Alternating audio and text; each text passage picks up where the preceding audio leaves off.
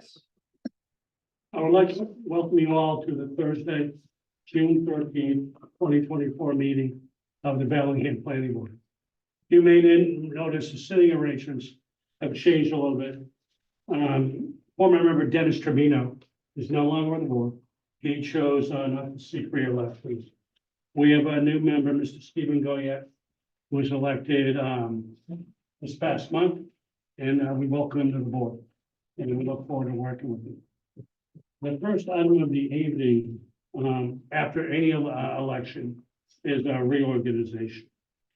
So what we have to do is decide to reorganize the board and open motions to do so. I'll move to continue Bill as the chairman.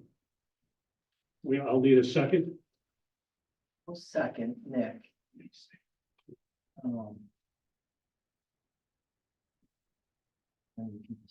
Okay. Yeah. There is a motion on the floor to name Bill O'Connell as chair. It's been made and seconded. I'd like to, any discussion or call for the votes? The only thing I would add is, I talked to Phil and I talked to Nick about your turn, right? That if you want the opportunity to be chairman, it would be great to give somebody a new, I've done it, Bill's done it, it's your turn, someday it'll be Steve's turn. So it would be great to get into a cycle of new faces for the board, and it just rotates, just like the selectmen, just like the zoning board, kind of thing like that. So if you guys would like the opportunity to be chairman, I would support that. We already have a motion on the floor. Sorry. I agree. I agree. Personally, I am not interested in chair. If Phil is interested, I'm hear him out. But I don't think he is. And I'm not, at this point, I'm not gonna change my motion. I'd like to add in my view, whether it's Bill or anybody else in a chair position, I believe we should be rotating that on a yearly basis.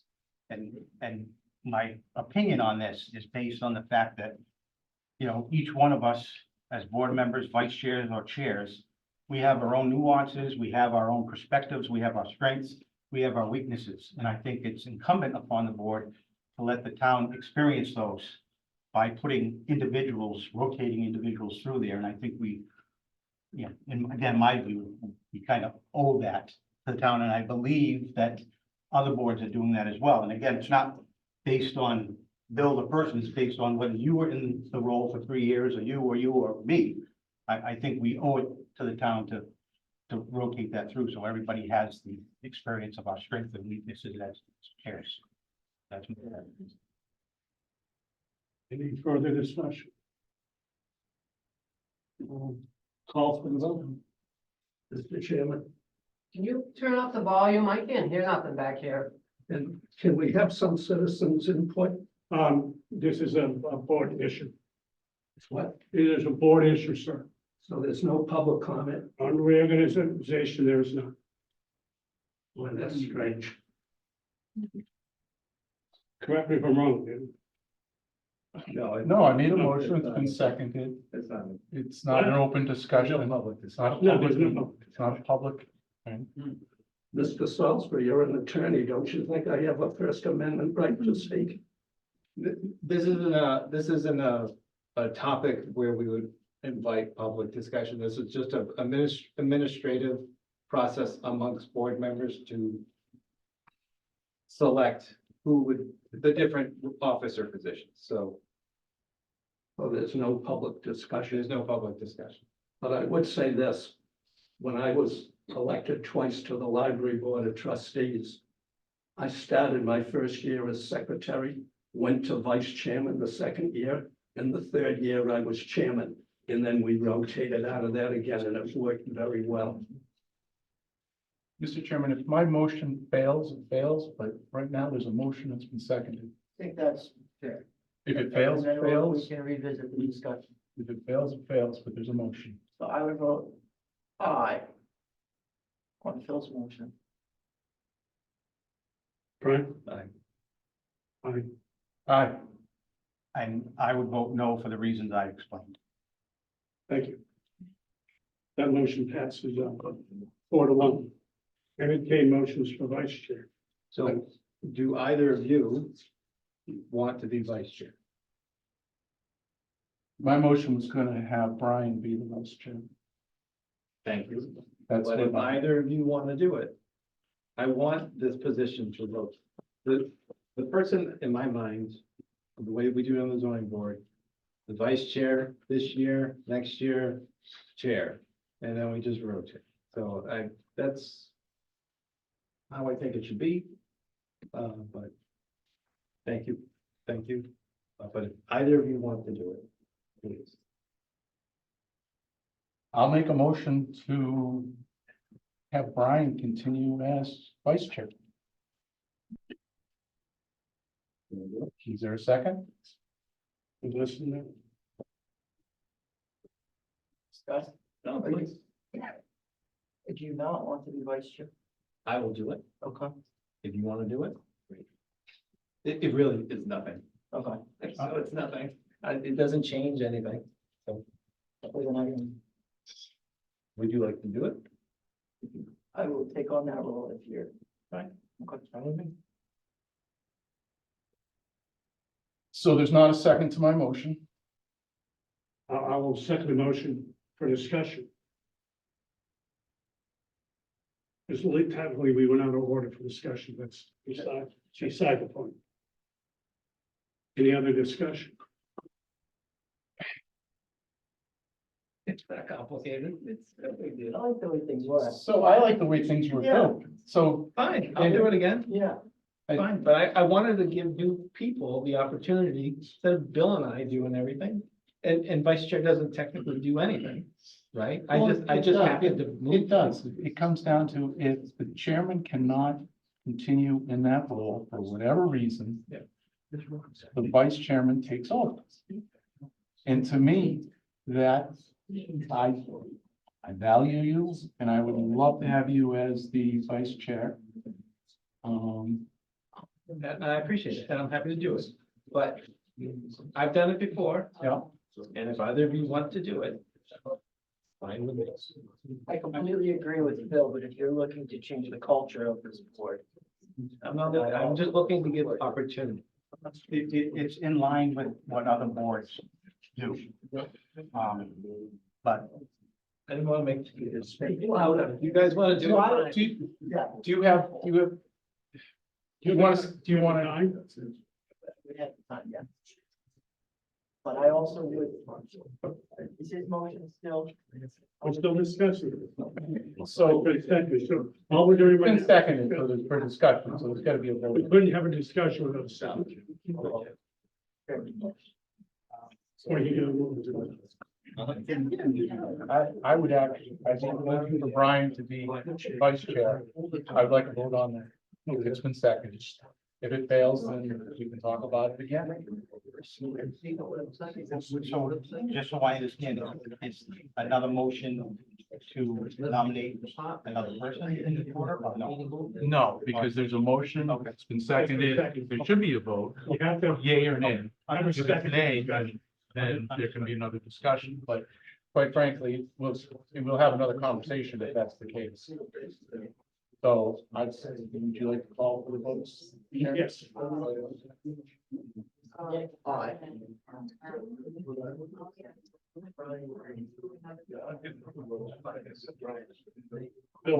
Bill, aye.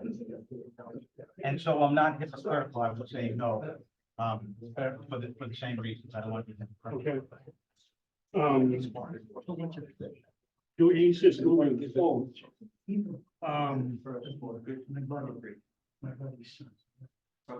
I would not seek this position next year. And I'm glad to probably make that statement right now. When you address concerns raised by you, I assume that would be raised for people in the audience. Well, as I said, it's. Speak up. Can we speak up? We can't hear you. We're certainly speaking at the normal voice we normally speak.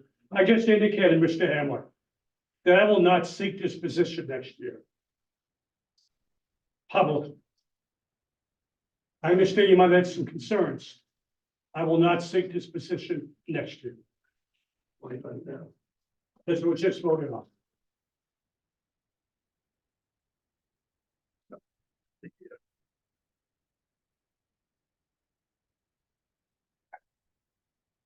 Technically, we have secretary. Do we still have that? I believe it is in the charter. Okay. Yeah. Nick, I've done it before. You want it? I moved to remain there. Oh, no. I'd second nominating them. No. Are you sure? I'm positive. Sure you don't want to be secretary? I'm positive. Okay. Nick, aye. I'm not, the motion was not seconded, was it? It was. Okay. Bill, I seconded. Bill, I. Bill, I. Steve, All right, so with that settled, next on the agenda, Prospect Hill Village. Will you please step forward and give us an update Oh, sure. on Prospect Hill Village? I assume a lot of people are here for that. I'm gonna stand if. I would like you to sit down, You want me to sit down? please. Okay. Well, you block me. I don't want you to, I don't wanna block your view. You're fine, sir. I mean, it seems to be like you had a good conversation going there for a little bit. So, You want anything up to date? Do you want to turn it over? Sure, so for Prospect Hill Village, a couple items to note. So we received the first round of peer reviews from BSC. Before I start, everybody can hear me, right? Yes. Okay, good. So, we received the first round of peer reviews from BSC. That's associated with the civil, engineering and stormwater review. That was on May 9th. Lou, I believe, is working with his engineer to, basically make any plan or, design revisions based on that peer review. We haven't received anything back yet. I believe there's also some survey work being done, a little bit of soil testing, I think was done previously, which you can discuss. There's some outlying comments from the fire chief as well, that haven't been addressed yet.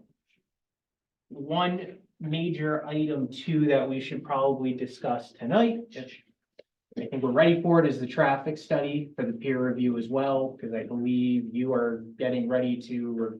well, submit a- you know, we're moving. Yeah, we can talk about it in a minute. And then the last item, which I want to bring up because it ended up getting, I think it was brought up previous to the meeting being continued, and that is there was a letter received from Franklin Town Council, and that was regarding a requirement for a variance, a use variance to access the property. I just- So- I mean, we all had a chance to read that. Okay.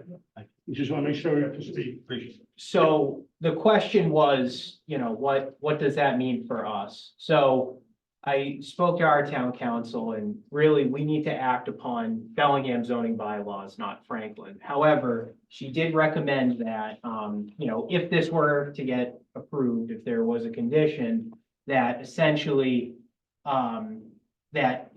permit for access through Franklin should be obtained prior to the issuance of either building or a building permit or prior to construction. So, we're getting far away from that, so it's up to Lou to figure out, the permitting road with Franklin. It's essentially the same thing that occurred vice versa with the other application for Maplegate, where Franklin approved the project and then there was a use variance request to access the property from Bellingham. So, I know there's probably people in the audience who are interested in how that has moved forward, so Okay. that was legal counsel's, input on that. With that, that's pretty much my update, Lou. Well, it's yours, sir. Okay, great, thank you. For the record, my name is Lou Petrosi, Wall Street Development Corp. We are the owner of the property at the corner of Lake and Prospect Street up to and onto Lakeview Avenue. So as Rob was mentioning, we did have we received a peer review letter from a BSC back in May. And subsequent to that, we did have a working session where the engineer and Rob and myself participated via Zoom to discuss each of the items relative to the stormwater management primarily. And those items, technical in nature, are being require some plan revisions, some calculations, recalculations. Also, it was noted that, you know, we should perform some testing in the basins where the stormwater basins are proposed. So last week, we did, or this past week, we did 2 of the basins, and we have to do 1 more basin, which we'll do next week, and we'll have results that will be consistent or acceptable to what BESC was requiring for analysis. Second thing is, this past week, we also did a hydrant flow analysis. It was conducted yesterday. That gives us the information, or once we have that report, that will give us the information to determine adequate fire flow for the project. Okay. We expected that, from my vantage point, it looked like the results were satisfactory. There is a question that will come up as to how to loop the water main, either externally from the project or within the project itself. And then we will revise accordingly. But there are a couple of things that I'm hoping to use tonight as sort of a sounding board, because there are questions that we need direction from the board on that are completely discretionary relative to the project. I'm gonna just talk about the first series of questions that were comments that were presented by the fire chief. I don't know, have you received these? I believe we have. You have? Well, I'll pass them out anyway. Yep. I think it's important that we get some of these decisions made. Thank you, sir. Oh, I'm sorry. Thank you.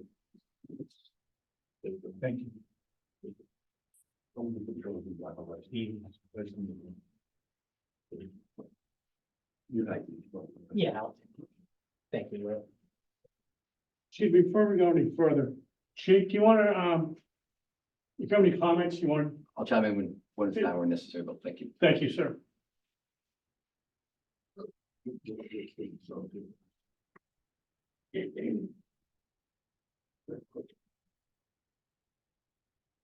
Well, the first comment has to do with cul-de-sacs. So in our project, we have,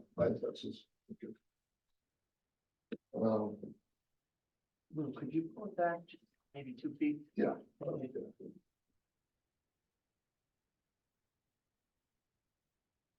Appreciate it. Thank you. I'm gonna pull it up on my screen as well. Yeah. So, the TV's behind us? Yeah, Thank you. so everybody in the audience can see.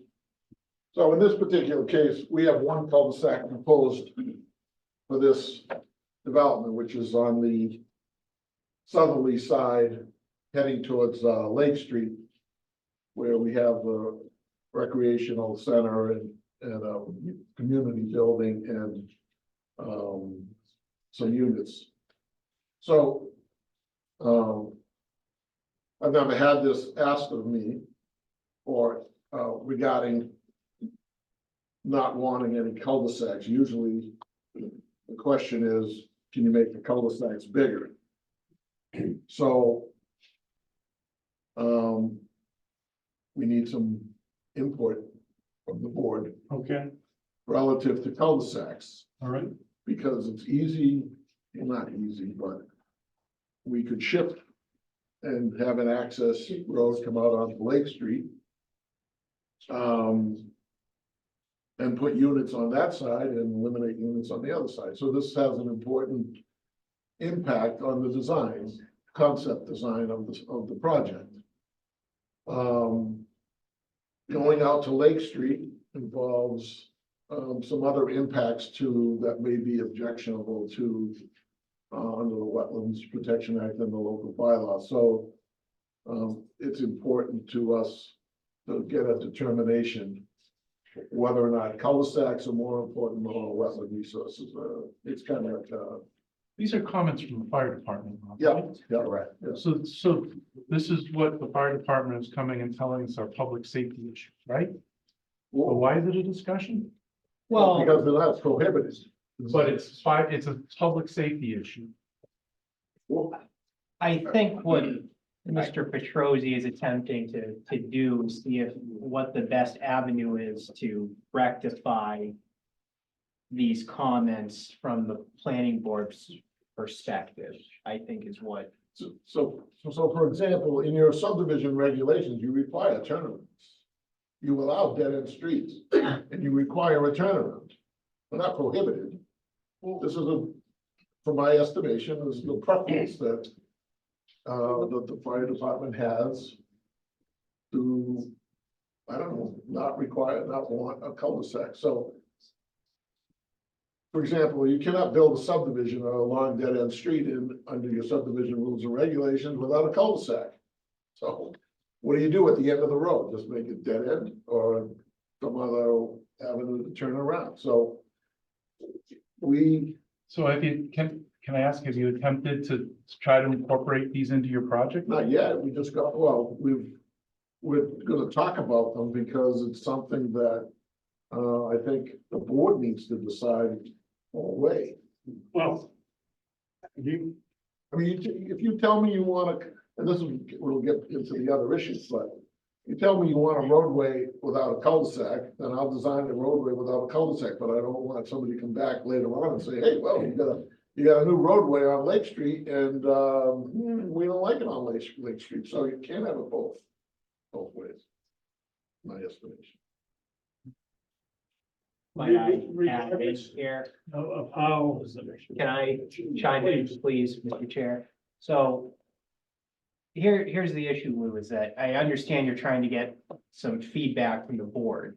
It's very difficult when you're saying, okay, how do we move on from here? The board can't tell you, oh yeah, do that without without a plan in front of. Okay, well, just tell me, you would like a design without a cul-de-sac or not? Is that that's the question for the board? Excuse me, I think a better option would be if we're in agreement with the writings of the fire chief. Okay, I think that's the better way to proceed with the conversation. okay, And for one, being a risk manager all my career, yes, I'm in total agreement with the chief. And we've had this discussion before. So that's how I feel. Other board members have anything else? But, I'm in agreement. Brian? So are we talking, I'm looking at this, are we talking, maybe the chief can, are we talking about this one? that's right. That is correct. That's All correct. right, can you tell me? Yeah. Where you're coming from? Good evening, Bill Mull, Fire Chief here in Bellingham. So one of the things why we, from a public safety aspect, do not like cul-de-sacs, and I'm going to be very open and transparent, is cul-de-sacs are one way in, one way out. If something happens in the beginning of the cul-de-sac, in the beginning of the road that leads to the cul-de-sac, we have no access for emergency vehicles, whether it be an ambulance, a fire truck, or whatever it happens to be. We cannot get in on a cul-de-sac. It's not the turn-in radius, it's not a dead-end piece. There's multiple facets.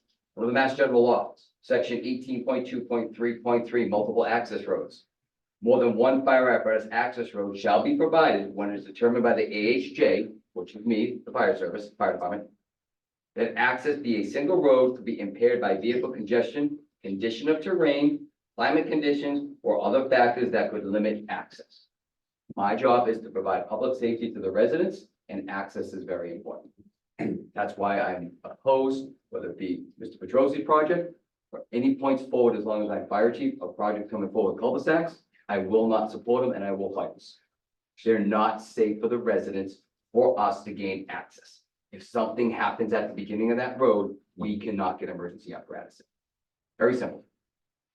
Conversely, sir, Yes, chief, if something happens, people could not get out as that, well. that's a whole nother avenue. Yes, if something happens, people are not able to get out. Correct. So It's a two-way. it's a two-way, although the street can go It's not right. one way. For Thank us you. on the public safety, it's us getting in. That's what I worry about. Thank you.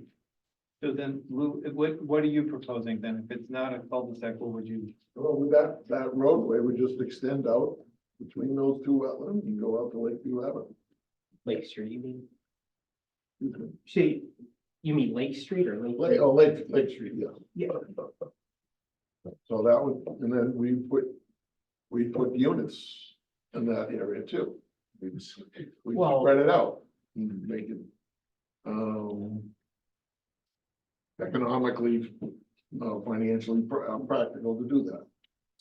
So it's infrastructure, extra infrastructure, which, you know, originally when we proposed this, we thought we were gonna preserve a lot of open space. This now takes that off the table in a lot of ways, because we're gonna be opening up a whole section of the property that we were proposing to keep as open space. Well, we can do it, but it's a different concept of development that we're not accustomed to.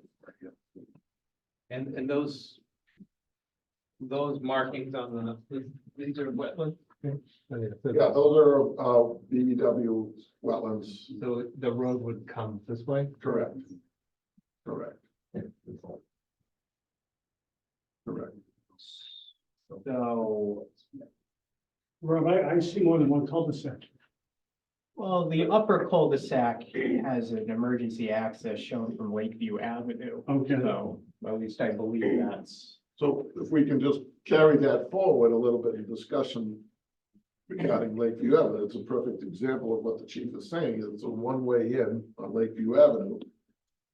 And we've proposed to construct an emergency access lane to avoid what chief is saying in terms of only one way in and no second way out. So these are things that, you know, the public safety issues, no question about it. But it always, in a lot of ways, comes down to how the board treats them. Based on maybe reactions of the neighborhood or other comments that might come up. So in our case, we're proposing a cul-de-sac at the end of our development closest to Lakeview Avenue with some sort of a looping access road that would allow something happen on Lakeview Avenue, a second means of access or egress. So those are things that, from our perspective, we need to get together and be on the same page before we start doing traffic analysis or swept path analysis. We need to have a design, a network that we're all in agreement first, and then we go to the next level. And of course, all of this will affect the stormwater management and other things, because we create impervious surface, we create more need for stormwater management. So now there is a possibility that, chief, what's your minimum, 20 feet? Is that your minimum? Correct. Minimum is 20 feet. Now there is a limited way of doing this, perhaps by just taking this design, keeping it the way it is, and just maybe constructing a 20-foot access road, similar to what we're doing on Lakeview Avenue, and constructing that out to Lake Street as simply an emergency access only type of driveway, access dress. So that's an option too, without putting any units over there, for example. okay. So these are, and we don't have to make that decision tonight, but we do have to be thinking about it, so when we come back at the next meeting with our stormwater management update, that we'll have some direction of what's preferred. Okay, Okay, it's just that these are philosophical discussions regarding design, development design. And if on paper, you can do a lot of things. But you need to be able to plan out what it's gonna look like and what the impacts are going forward. And that's really where we get into that Lakeview Avenue loop. The chief, I presume the chief is in favor of that, the little connection to Lakeview Avenue. You talking about the second cul-de-sac? Yeah, My concern to there is well too regarding the turning radius, the level angle, because again, that's high, we're down right. low. I don't want, I'm not gonna say my favorite Lou until I see the final grades and everything. Sure, understood. But in terms of the connection. Yeah. You're supportive of the connection or not? I'm not saying anything, Lou, again, until I see it. Okay, well, if I voiced my concerns on emergency access, and that's another one of, that's on that docket, is emergency access from that point. The turn and radius, the incline, the grade, there's a lot there for us. Okay, so let's suppose that I can't satisfy your design parameters with, in terms of grade and other things that you would prefer not to have that connection then, and we take it off the plan. Yeah, I'm not committing to it, Lou. Well, Not on the committing to plan, anything. on the plan, we do have a grade on the plan. I mean, What would Sir, my- I think at this point, I'm concerned about these public issues well, we're trying to iron them and out. the safety issues, okay? At this point, I think you need to come up with a plan, not us come up with a plan. You need to come up with a plan to present to us what you think your thing should be. Not, I mean, these are public safety issues that this one board member doesn't want to walk away from. I'm going to support what the chief's doing. I don't know what the rest of the board I thinks. feel the same way. So, you know, Mind if I just butt in for 1 second? So I agree, Lou, I mean, I think seeing something and being able to give feedback is gonna be critical for this. The other item too that I just want you to be cognizant of is that, number one, any connection to Lake Street is gonna be difficult with sight distances. That's a very narrow street. It's winding. I don't know where you're coming in. We don't know where you're coming in to connect. So that's where it would have to be looked at. The other thing too, I believe that there's floodplain in this area too. So these are items that, you know, we're showing the layout. Okay, that's great, but you know, is the grading gonna work? Will stormwater control work? Because there might be filling within the floodplain. Are you gonna be able to?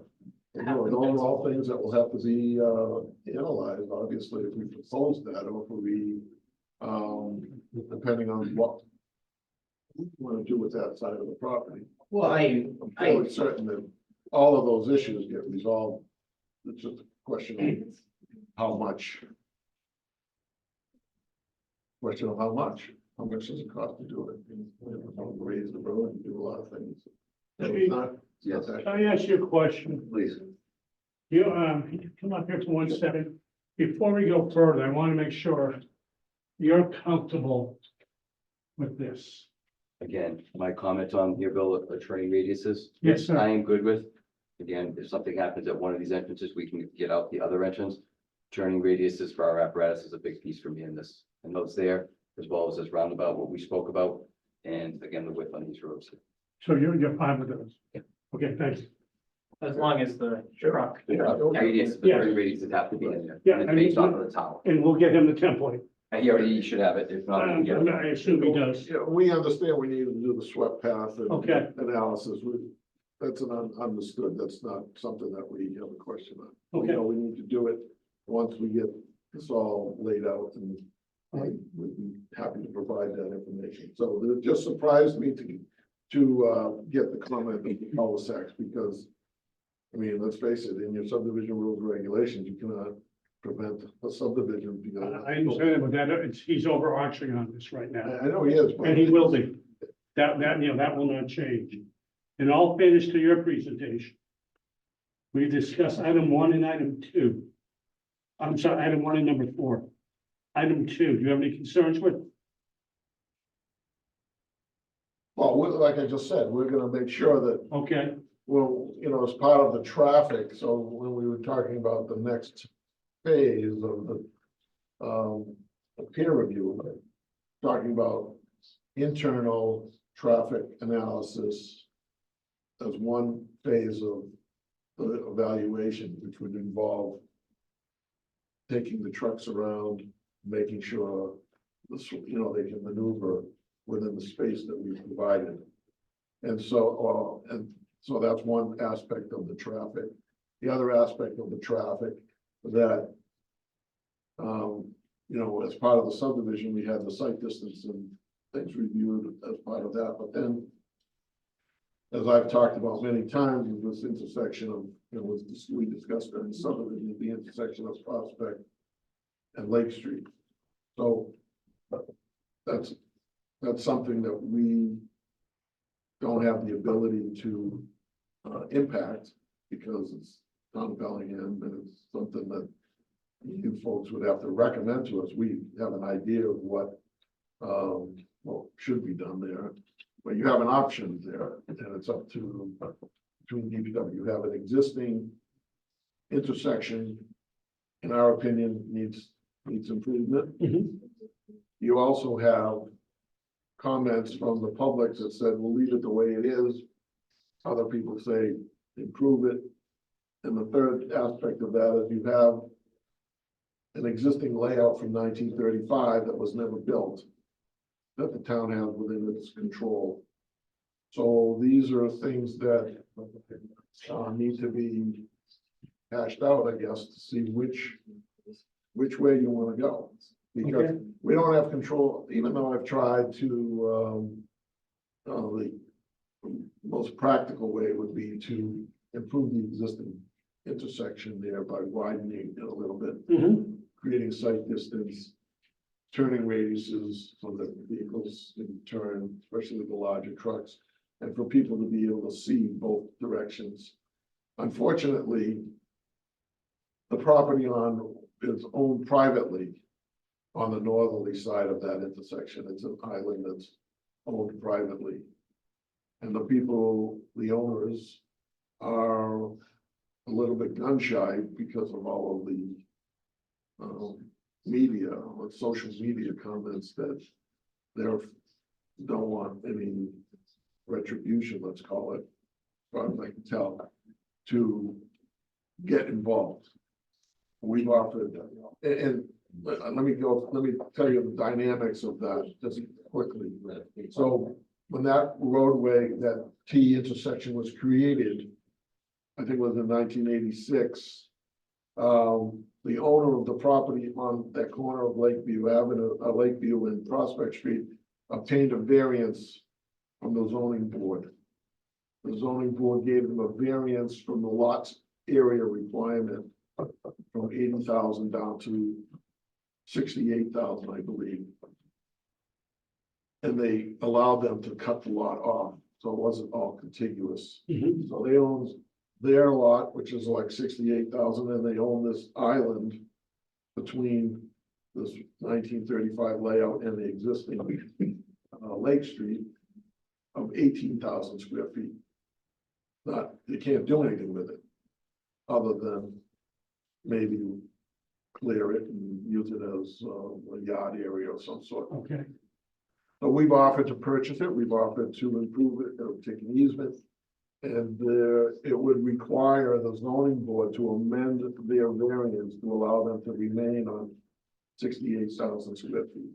Okay. And I can't, it's not within my purview to want them to do it. I've asked them if they wanted to do it, we would help them do it and see where it ends up. But so that's a private matter. I don't know what can be done there. So the intersection itself, therefore, is limited to whatever this right of way that the town has ownership of. Okay. And in the past, the DPW comments, because we've been involved in this since 2021, the DPW commissioner at that time said they weren't interested in having that as a consideration. Okay. So that's a limit of the traffic scope, I would say, the internal and the improvements to help existing conditions. Can I ask you about item number 3, Where, the fire hydrants? hydrants will, we'll space those accordingly, Okay. that's not a thing, a problem with any of that, but it's, you wouldn't wanna do traffic until you had a layout that, so if we're putting something out onto Lake Street, that, as Rob has indicated, needs to be evaluated for sight distance, if it's gonna be open for through traffic.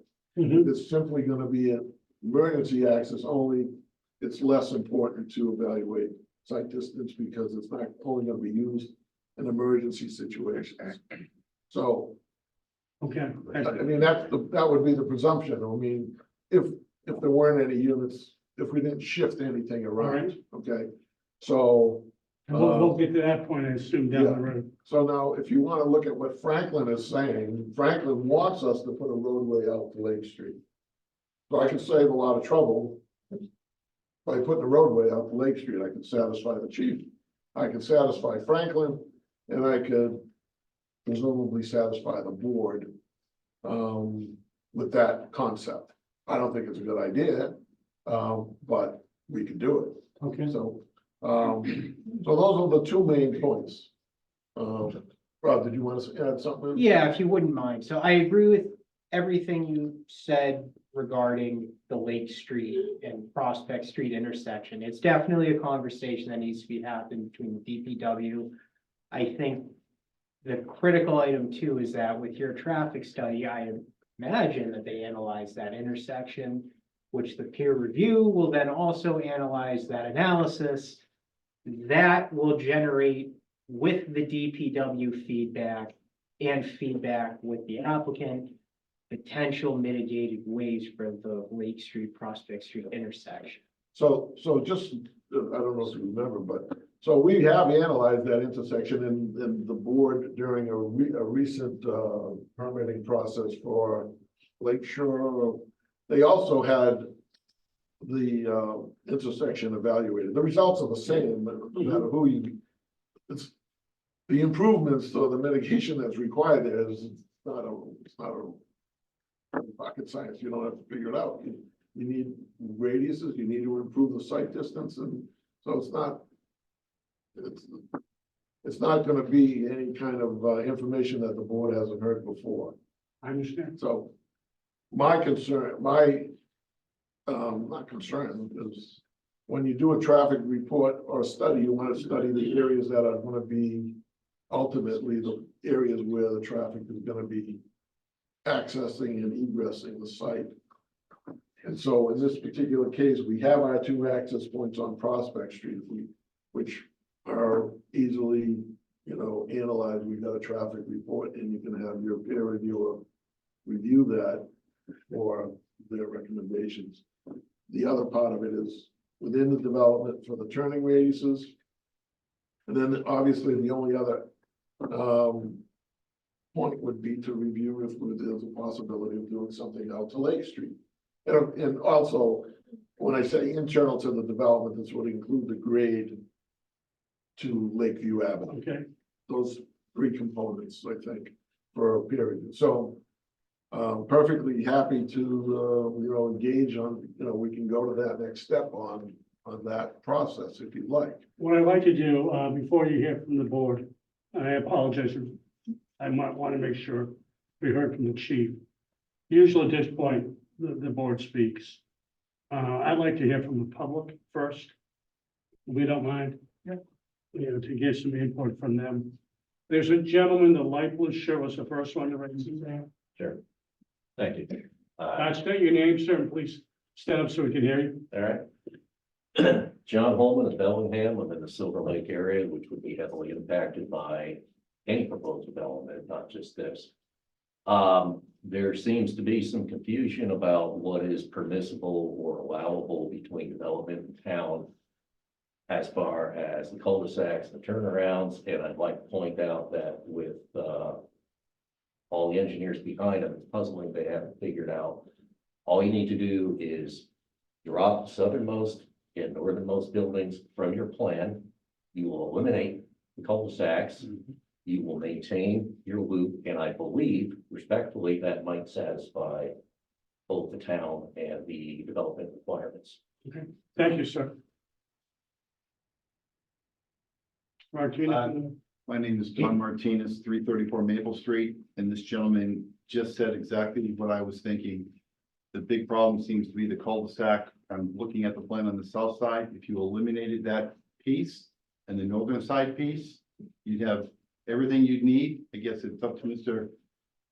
I'm looking at it, it's a pretty obvious thing. Just remove those. Don't include them in your plans. Do something nice with that area for that community that's moving in there.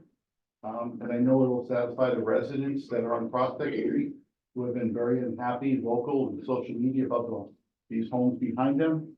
It eliminates a lot of your issues. thank you very much. There was someone over here first. Anyone? Yeah, yes, sir. Hi, Tom Moreau, 513 Lake Street. Glad I came tonight. This is kind of the first time I've heard of a possible entrance going off of Lake Street. That is really, First time before it is. Okay. Very concerning for us for, I think as Robert said, the road is narrow. We've been there for 15 years and the volume of traffic, every year goes up, and I know the town has grown a lot with the development of, Amazon and everything else. It goes all night, but, we've seen accidents there this past winter where, a telephone pole got clipped and knocked out power and, for about 12 hours to the area. And we've seen more and more of that as the years go by. And I think just the sheer volume of traffic coming out on the Lake Street from this is concerning as a safety standpoint, let alone quality of life. So I just want that voiced. It is voiced. Okay. And he said it before, but thank you. Anyone else? Gentleman in the back in the, I don't understand how Lakeview Avenue is being used as a emergency route. The road is sloughing off into the lake. There's kids playing on the road, there's turtles on the road, there's ducks on the road, there's swans on the road constantly. I don't see fire trucks or police cars ripping down that road when the road's it's all mangled. It hasn't been fixed in 25 years because supposedly the town of Bellingham was going to run a septic line down that road, but it's never been done. So the road's just nothing but potholes. So for that to be used as emergency access with no cul-de-sac at the end of it, the vehicles cannot turn around unless there's a road put in. And that property at the end that he just purchased 2 years ago, is now making it possible. So I just don't understand how that can be. we've heard that issue before. And we will address that further down the road. But we have heard that. You're correct, and the chief has expressed some concerns about the access to Lakeview, as has some board members. And I have another question. I'm on Lakeview Avenue myself. I understand originally this was supposed to be done in 19 houses originally, this plan that he had. And now we're turning it into 153 units. Has anything been said? I understood you have the reason to deny this whole thing once all said and done. If you wanted to, if everything was not to pass. So if he's building on a sand pit, trying to put in 153 units, is there any chance he could possibly go back to that 17 and 19 houses and do something with the zoning? That has been approved. He chose not to pursue that option. So, And can you address, clarify that, so I didn't misspeak? And then also, excuse me, so if these 153 units go in and they're gonna be pumping all the wastewater to one socket, whether that can or cannot be done yet, they're pumping wastewater uphill with no backup plan, no other thing going on like that, and you're building on a sand pit with the climate change and the water and everything, to where everything's sinking in the meantime, which is only gonna lower the elevation of everything. That just doesn't sound kosher to me. Thank you for your comments.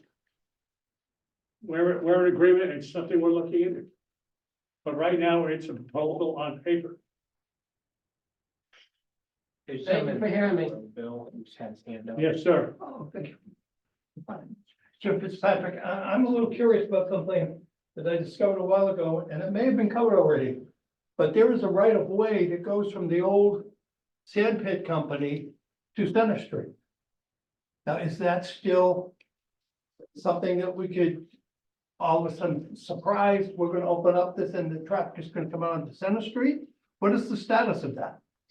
Where is Center Street? I don't know where Center Street is. I show you the deed.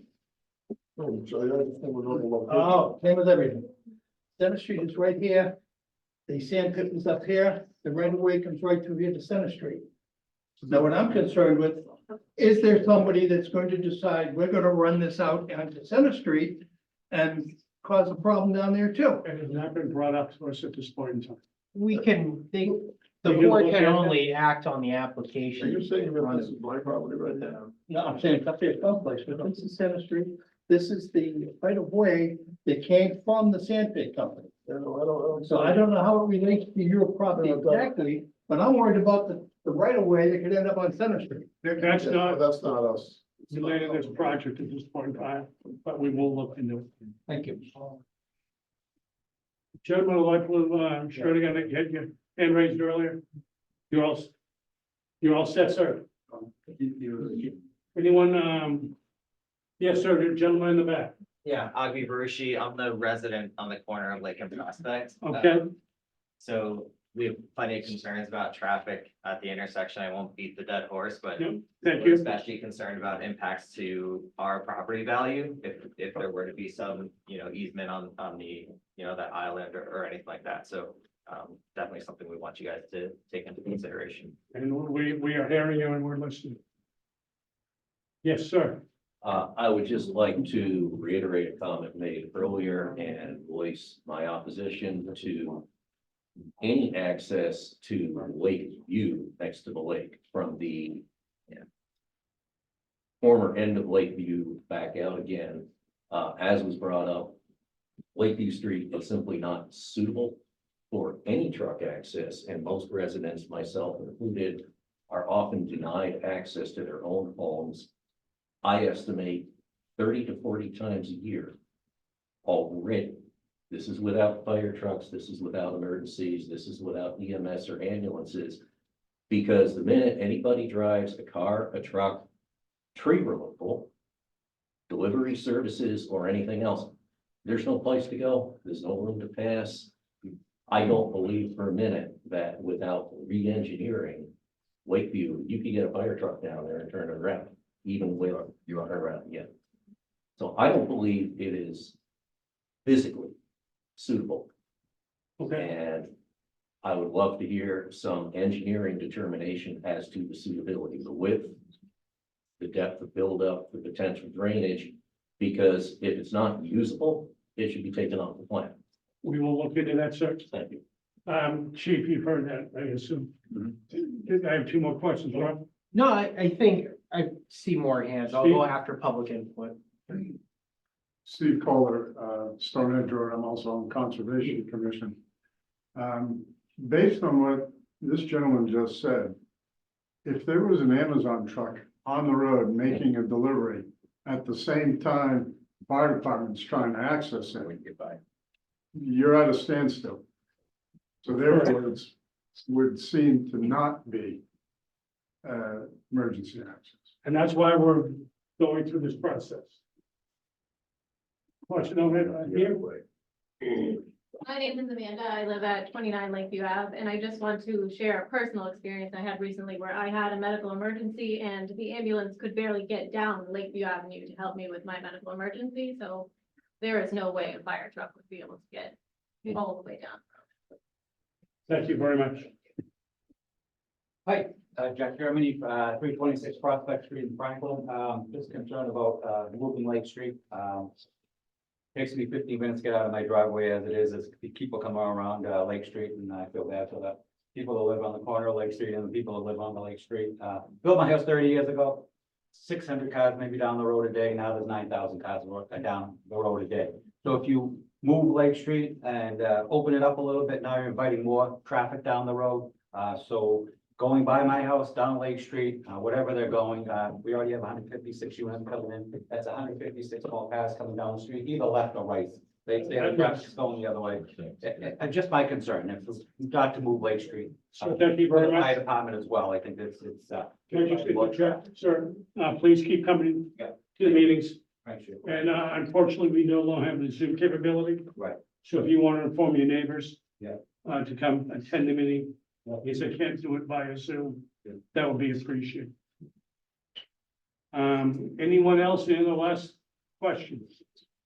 Yes, sir, again. Can I ask why Zoom isn't an option? I see that there is Zoom happening. It seems like it's afforded to people who are presenting in the meetings, but not to people who are attending them.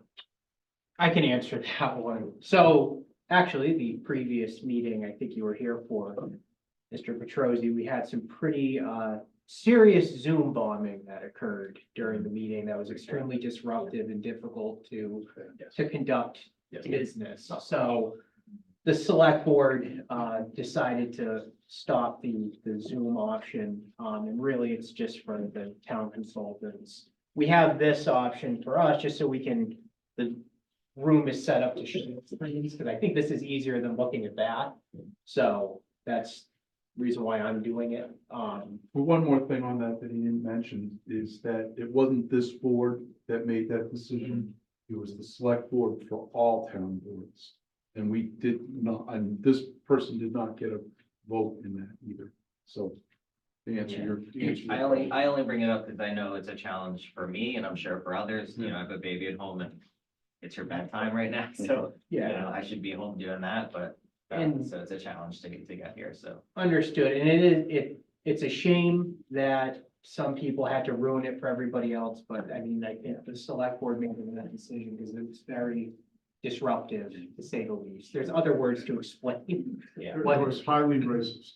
It was awful. It was It was embarrassing. the worst Zoom bombing I've ever witnessed in all. And I'm gonna, as a new 9/11 selectman, I'm gonna bring that up, because there are ways to use Zoom to mitigate that from happening. I don't think that they just realize, I use it all the time, there are ways to mitigate that. So I'll be bringing that back up again. Because it is a good act, it is great for people that wanna watch and have input. Cable 8 should always be on, but you can't really say anything, it's great to watch. You also can hardly hear it. Yeah, you can, yeah, we're gonna fix that too. So again, people at that meeting that night did ask. It was terrible. We got a channel 8, and obviously select board heard and saw what happened at that meeting. Yeah. And took the appropriate action. So Yeah, I back to understand. this, I see Lou, I think you wanted to say something. I can piggyback on whatever you. I just want to try and make clear what emergency access is the meaning of it. But right now you have an existing condition. The chief can voice his, you have an existing condition with a long dead end street that, as everybody has said, is very narrow, very difficult to maneuver vehicles. In a lot of areas are in disrepair. The purpose of the emergency access is exactly why the chief doesn't want a cul-de-sac. Is to give the fire department emergency services an option to access from a different direction depending on where the emergency may be. So in my estimation, it has nothing to do with the condition of the roadway and whether or not it's passable today. It's only to give the option to emergency vehicles and personnel, the option of accessing an emergency on that roadway from a different direction. That's the purpose of Yes, this. but you understand, sir, we need to listen to the public. Oh, absolutely. I just want to make sure because it seems like they're getting the wrong impression of what emergency access that we provide is for. It's not to correct existing conditions. It's to address a problem that may arise in an emergency during a snowstorm. There's a fire in the middle of halfway down that you can't get from one end to the other. We give another option available. Now, it may not still be a satisfy the access, but it will be an option that the fire chief, police chief, other emergency personnel will have available to them. That's really all it is, and quite honestly, you know, we can take it off the plan, we don't, it's no big deal to me, I have a house there that I can just renovate and sell. Okay. Gentleman in the back row. Yes, your name, 33 Blackmar Street. I'll somewhat include the fire chief in this. Where Blackmar Street and Lakeview meet, you can hardly get a small dump truck around here or a UPS truck. Certainly not gonna get any fire apparatus to make that corner.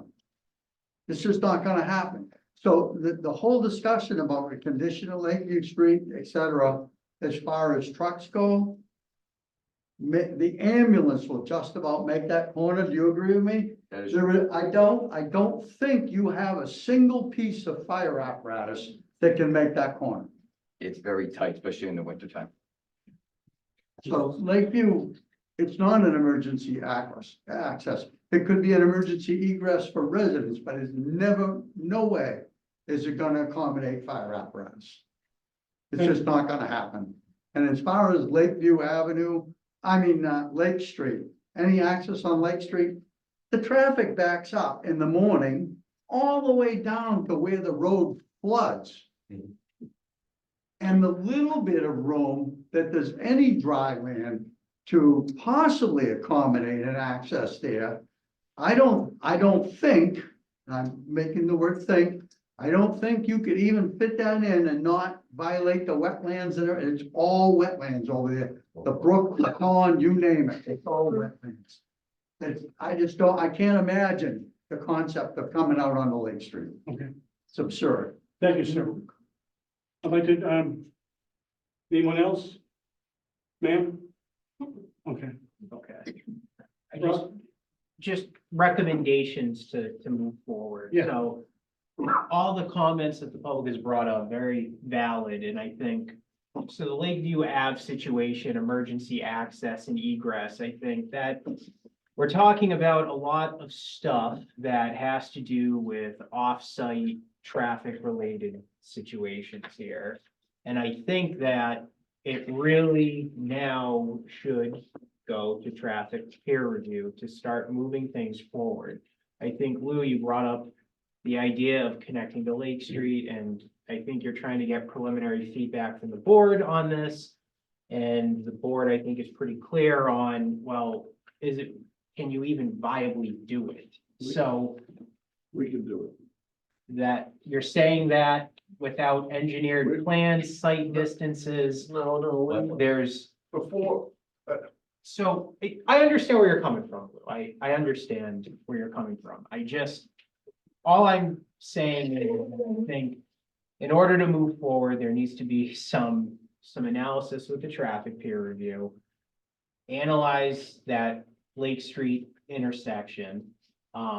I would also recommend that the traffic peer review include the Prospect Street, well, actually it would be Maple Street, Mechanic Street intersection to see if there might need to be any changes to the signaling timing. well, you just did a permit there for a while, they did, a mitigate, I don't see where we would be adding to that. Well, that's where, So, but that's where Traffic. the traffic peer review comes in to see that. So, I understand where you're coming from, but this is the process, and I know you know that. You've been doing this for a while. I don't think Rob, that can I ask us, a question? I was just gonna say, I don't think that us talking about the whole Lake Street connection without getting a little bit of professional insight would be beneficial. I'm in agreement. So right now, based on the discussions of this evening, these plans are gonna have to change. Well, we don't have the traffic peer review in. There's outlying issues with public safety, and I envision that the feeling of the board is to not disregard public safety's comments. So, I would say that is true. So to answer your question, yes. And there's also revisions that need to be made for the peer review, so. But we're only talking about making one revision to this plan. Well, it could be a substantial, Excuse me? could be a substantial No, revision. we're just gonna really extend that all the way out to Lake Street, and then that'll be the only revision that we know. You can discuss that with the rock, Yeah, it's, off-site. Just assuming that that will work. Yeah, no, well, we. That's a big assumption. Yeah. Well, actually, it's not, because we've spent 4 years already on this property. We know what the limited of the resource areas are. We know what we have the capability of doing. If you may recall, I did show an alternative during my neighborhood meeting and my initial meeting that showed access out to, already designed to go out to Lake Street. So the plans, we've already reviewed this internally. We just didn't think that it was in the best interest of the property and the development to do that, because as I said, we're trying to preserve that whole southerly section along Lake Street as open space. Okay. So we know we can do it already. It's just a question of putting it down and designing it. It's really not a. And those are things we would like to see. And If they move how forward. we provide that in concept form. If the board likes it, then we'll go into a definitive, make it full blown engineered Well, I plan. don't want to get ahead of ourselves. Right. Well, Quickly, your concerns about the safety? I don't know if traffic would pick it up, but if you extended, Road B to Lake Street during commuting hours, if Lake Street was backed up, I'd be concerned that people would take advantage of it as a throughway. and I agree with you. And so that's why I was suggesting earlier that it would just be for emergency access, that not open for daily travel for the residents. It would have to be probably gated, Yeah, just simply even available, even if we get there. I'm not saying, simply Okay. available to address the concerns of the fire and police and other emergency, not open to traffic, in other words. So the issue of sight distance and all of those other things are not really applicable. It's simply to get a fire truck in and out. Or other apparatus in or out. It's not for people to use daily. And so it wouldn't add anything to the traffic on Lake Street. if you had emergency equipment entering or exiting the road, would you want adequate sight distance? Thank you. Absolutely. Yeah. 100%. Frank, I have nothing. you stole my thunder. I don't care if it's one vehicle or two vehicles. If someone is living there and they're sitting in the back of an ambulance trying to get to a hospital, that driver wants to make sure he has good access before he pulls out. So if it's one vehicle or 1,000, I What about going don't in? look at it differently. sir. Well, usually, emergency, if there's an emergency there, you're going in, not going out. Well, So we have a different impression of what emergency correct. look like. Yeah, so continuing that note, the person who decides what that is sitting over there, okay? And we listen to them. And that's the way, this person's No, gonna no vote. problem. We'll We- eliminate the cul-de-sac without a problem. So previously, this board suggested that you take a look at density and you decide, nope, let's go to peer review first. Now we're telling you to come back on other plans. It's your call, but we're suggesting to you, you come back with a plan that you send off to peer review. And again, I'm hearing from you that it doesn't sound like you want to. That's your cut, but then when they come back and say this, and this, and then we run out of continuances, The network, that's what happens. the road network is not gonna change whether you have 100 units or 150 units. It's not Well, gonna the change. safety of those new residents and the safety of the residents that are there now, it's concerning. So We'll I'm look gonna at go it. with that. Okay, we'll look at it.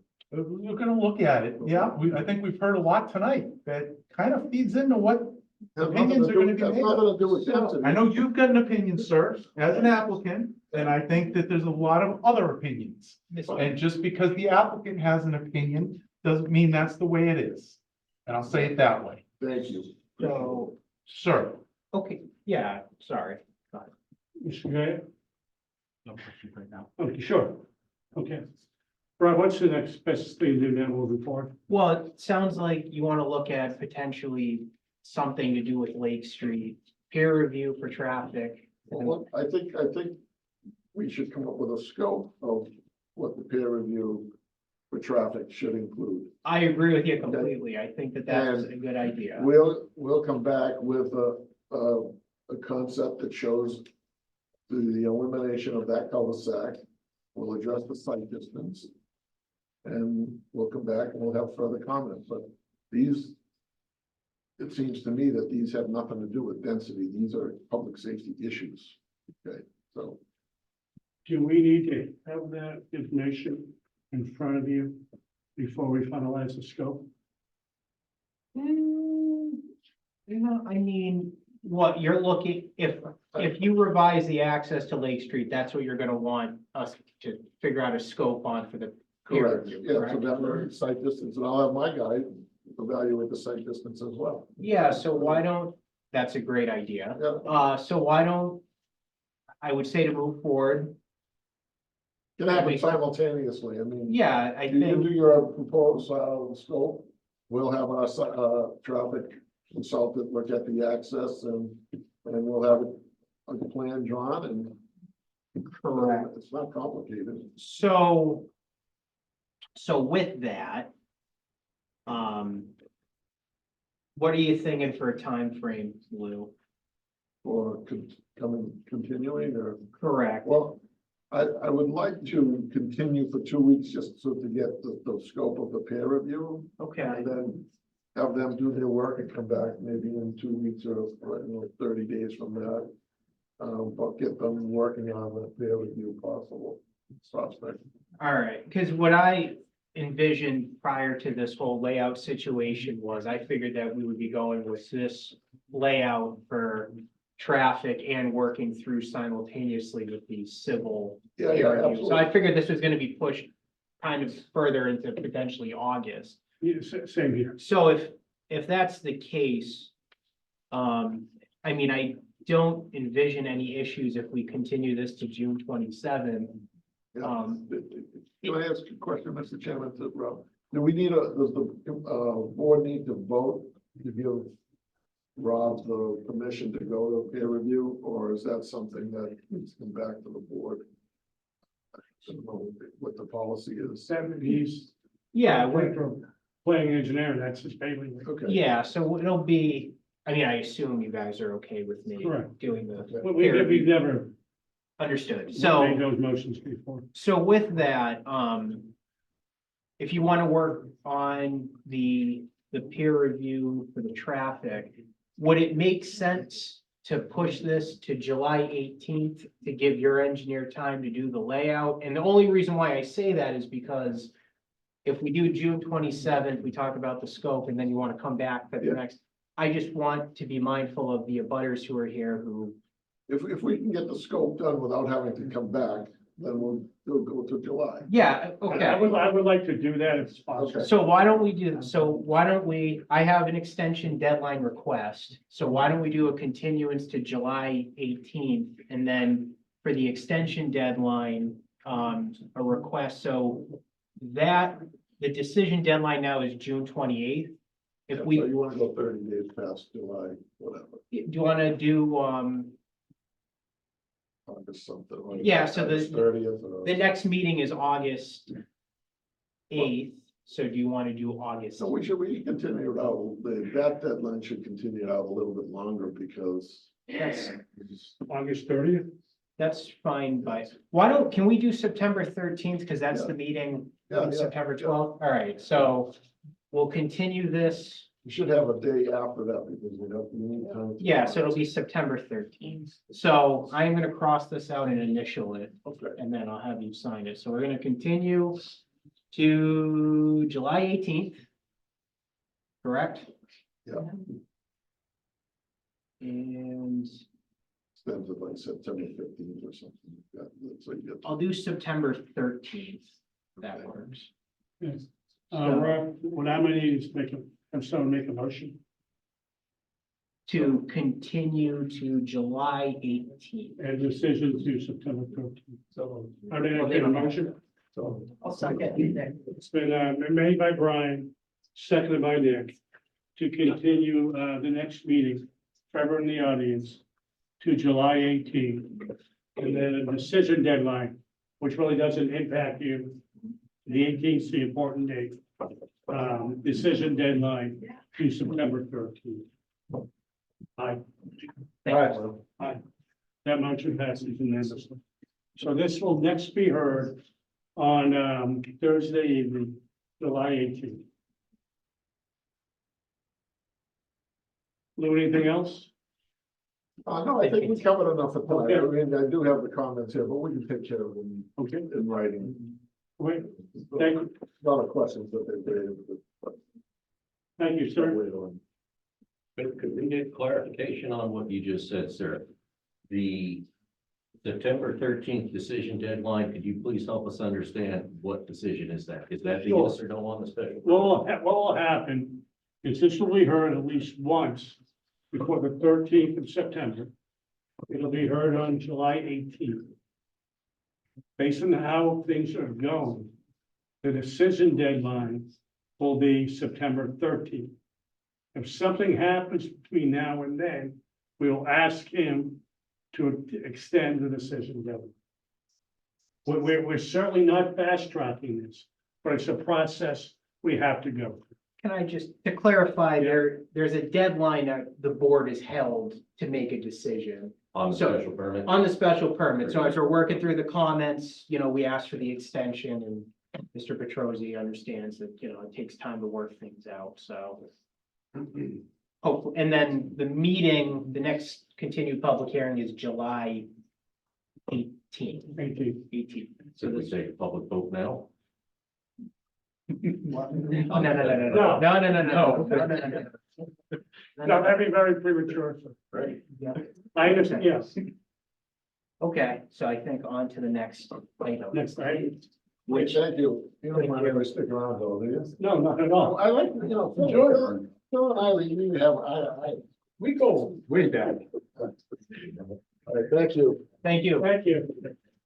I want to thank you all for coming and please continue to attend. All right, so Can you bring us up to speed on 306 Maple Street? yeah, so the next, Bill. I'm sorry. outside. I can go get them. They're coming in. Oh, there you go. Sure.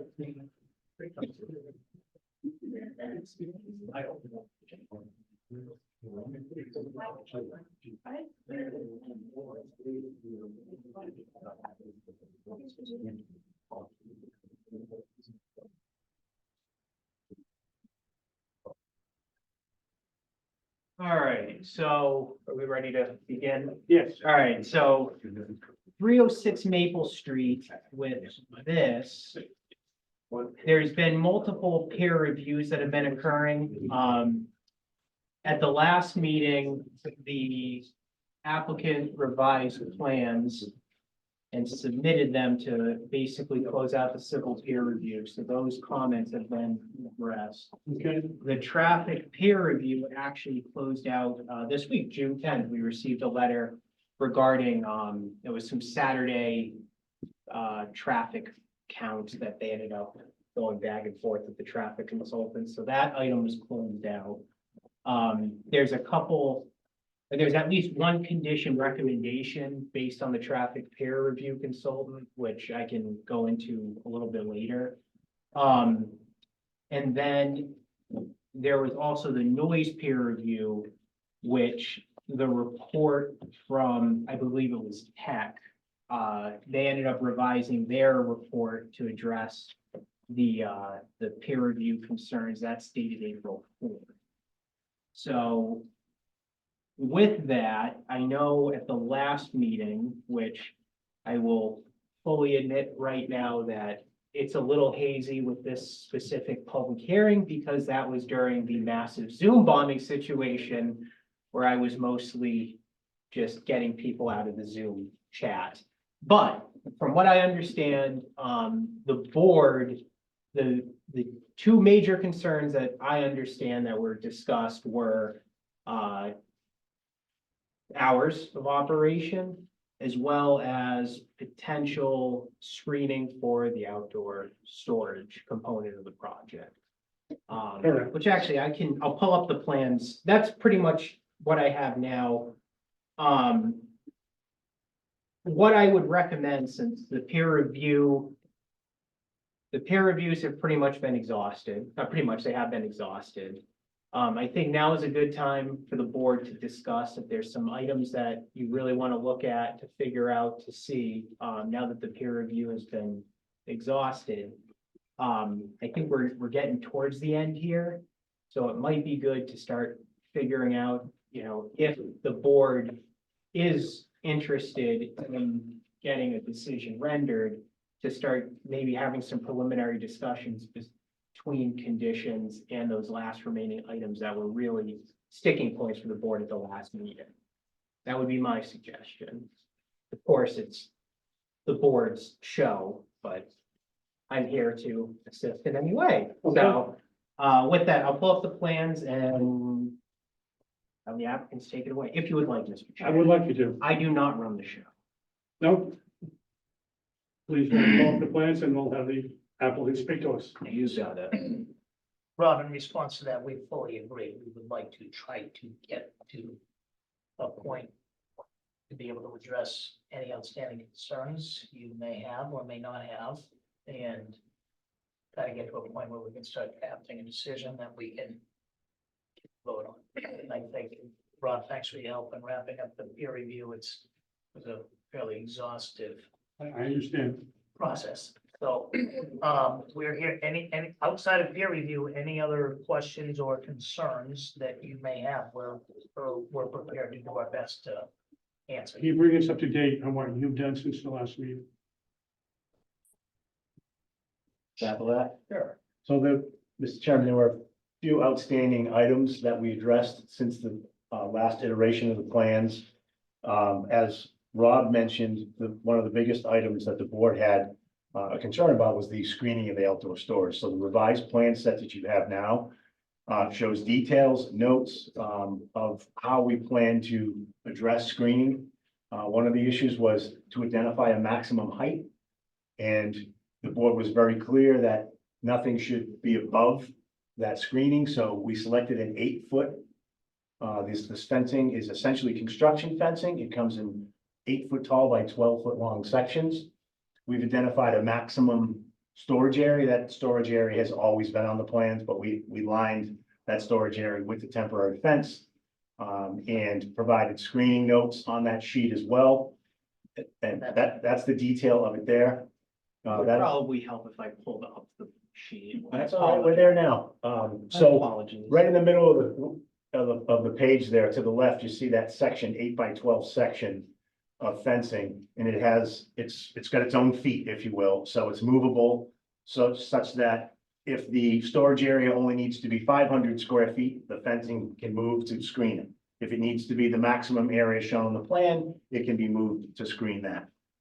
The green that you see is the woven fabric that is part of the product and it attaches to the fence. If you've ever been in an urban environment where you see construction happening immediately adjacent to the sidewalk, you see that type of fabric, you can't see through it. Light will penetrate it, but you can't see through it. So that's what we selected. And hopefully that's acceptable to the board. There were some very other minor comments that we had addressed. Things like accessible ramps, detectable warning panels, environmental departments had some minor comments. They wanted us to add sidewalks to the north and south of the building. We added those. I think that's it. It was really just 4 or 5 very small items that we needed to address. And the specifics of the sound wall details that were presented in the last meeting are now. But On they're the not, details. they're memorialized on the plans. Exactly. Would you go through them just quickly with us? Just, The sound barrier? yeah, So you see the detail right in the center of the page. see the white fence right there. This one. Yep. Yeah. Want me to Yeah, go it's to sort the- of, it's actually a tan, Tan color, yeah, I was wondering. Yeah, yeah, we were looking at another. I can see it right there. We didn't know it was back. He's got all right three of through us. us. Yeah. I got you right here too. Yeah. There you go. So that's the product. It's called Tough Barrier. It's the STC 31. It's varying in height. I believe the maximum height is 12 feet. It's all detailed on the plans in terms of where it steps. Could you show us on the plans exactly where that fence would be from, to and from, please? Let me zoom in. Yeah, that would be great, Rob. Thank you. Thank If I you, Rob. can. That's probably the easiest way to do it. If you could- Yeah. Control plus. I know. Yeah. Control plus.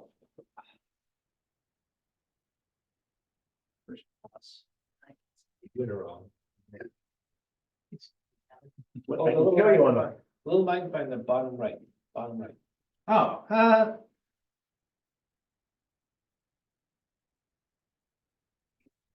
yeah. Across the height. And Well, where he's- it goes up. It's actually right. The sound attenuation wall starts here. It has an angle point and it ends right here. So that's the extent of it. It basically is designed to surround the back loading area. So its height is a maximum of 12 feet, I believe. 9 feet. And the rest of the fence towards the front to cover that front parking lot, The rest of the fence is a 6-foot high stockade fence. going all the way through so you can't see the parking lot? Yes, correct. Can you just point that? It's a little further away. So it's right here. Right, that's the bottom. I just zoomed in. Listen to Mike though, he knows what he's doing. So yeah, you can see it pretty well there.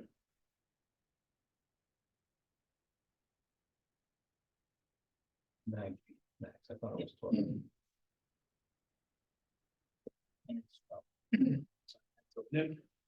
That, that screening fencing, which generally is used on construction sites, how durable is that fabric? Is that gonna tear? It's pretty durable. It's attached with essentially zip ties every 8 inches or so, so it's pretty durable.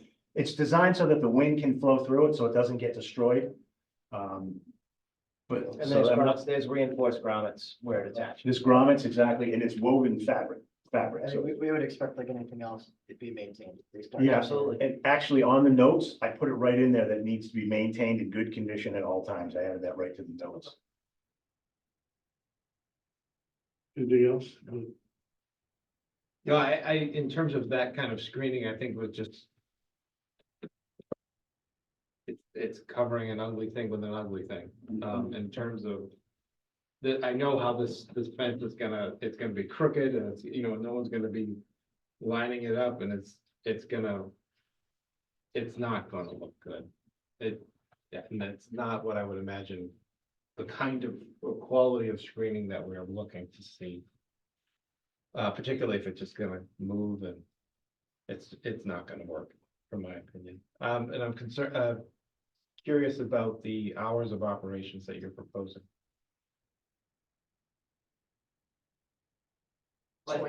Yeah, go ahead. At first, I think I would speak to the screening. The intention. Can I ask you a question? Oh, Can we just get through the rest of the board? Because I think we may. have Oh, before somewhat we answer those concerns. questions. Oh, okay, that's fine, okay. Just so I don't want you to Fine. repeat yourself every Sorry. time. I do have some concerns about the screening. Yeah, so just to reiterate, that looks like a temporary fence to me. It's not something that I think the board was talking about. I am concerned about an outdoor storage area when we don't know who the tenant is or when it's gonna be. And to hear that the proposal is I'll call it a temporary fence with fasteners, doesn't work in my opinion. So to me, I think we missed on that one completely.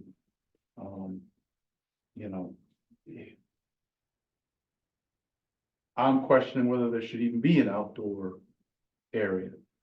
So to me, it's like this is going in the absolute wrong direction. You're looking for a scenic road special permit. We're looking for,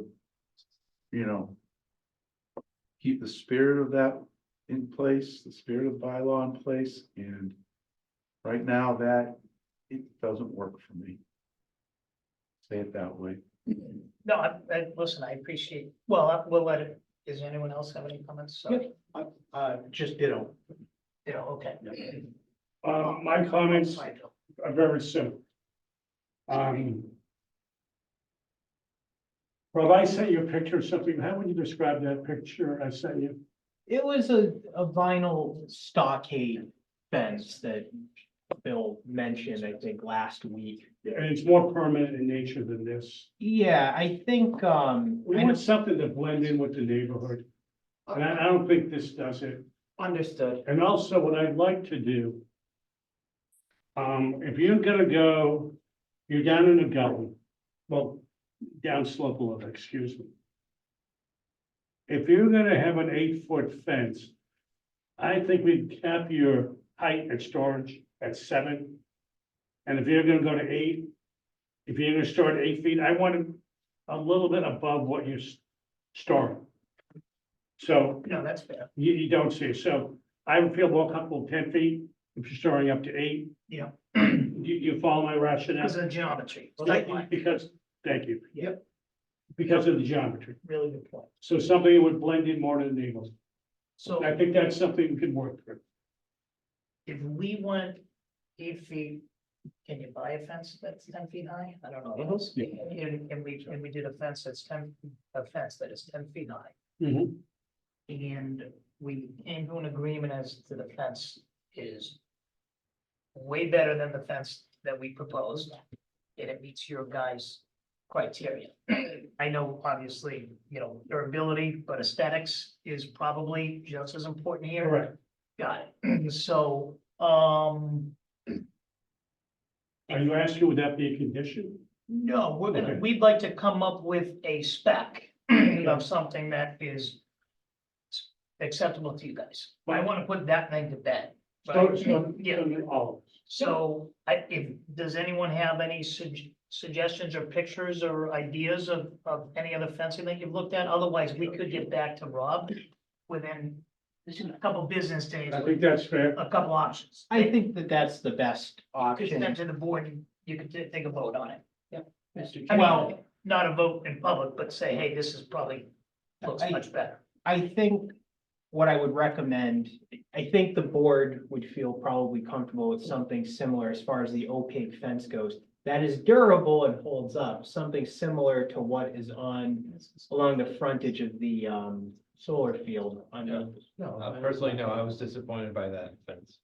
Well, The gate fence that they replaced. no, the opaque, it's the white vinyl opaque fence, like a stockade. fence. If anything, it should be probably wood. The perimeter fence. Correct. Oh, yeah, So something more permanent. yes, more permanent, more aesthetic. 10 feet's a little too high in my opinion. I think 8 feet would be, his 10-foot high fence, I think, is a little bit tricky also to. Okay, I just wanna make That's sure- an applicant issue, not ours, but. Yes, so if I may, Mr. Chairman, I think. Yes, So the logic behind the temporary fence was if we had a tenant that didn't need outdoor storage, then we wouldn't need to fence that at all, right? And so then it would just look like an open parking lot. It wasn't trying to be cheap.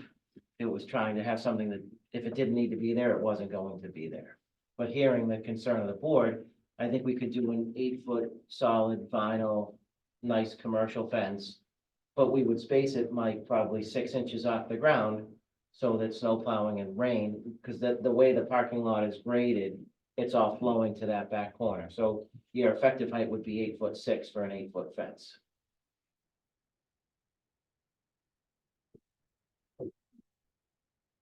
seems fair to me.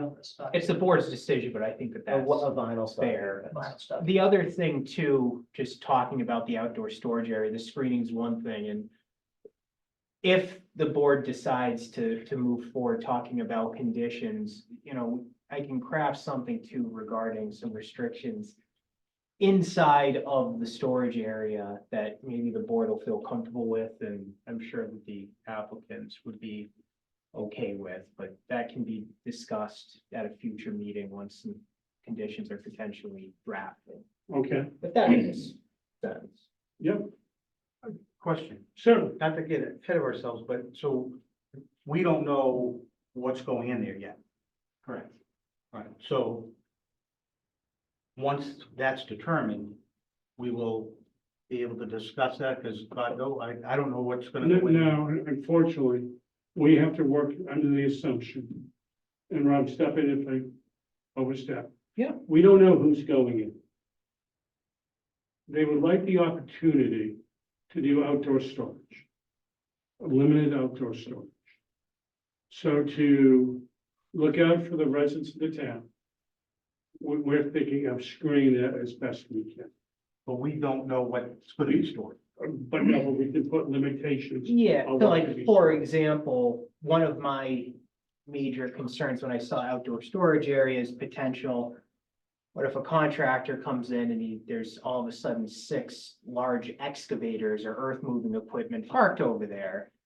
Not desirable. So if you have the 8-foot fence, there can be conditions about, number one, there's a height restriction that anything that is in there needs to be screened, so you have a 8-foot height restriction on any material stored in there. There can be something about, no hazardous materials in there, which that would be required anyway, I Yeah, believe. that was already. So there's certain items in there, because I think, to take words out of the vice chair's mouth, where some items, you don't want to see it or hear it, smell it. Just don't want to know it's even there when you're driving by. I think that's the approach that needs to be taken for a scenic road special permit and outdoor storage. Bulk storage, there's not a bulk, is there bulk storage permits in town even available? So when you refer to bulk storage, are you talking about like material storage, like dirt and mulch and such? That would have to go through the select.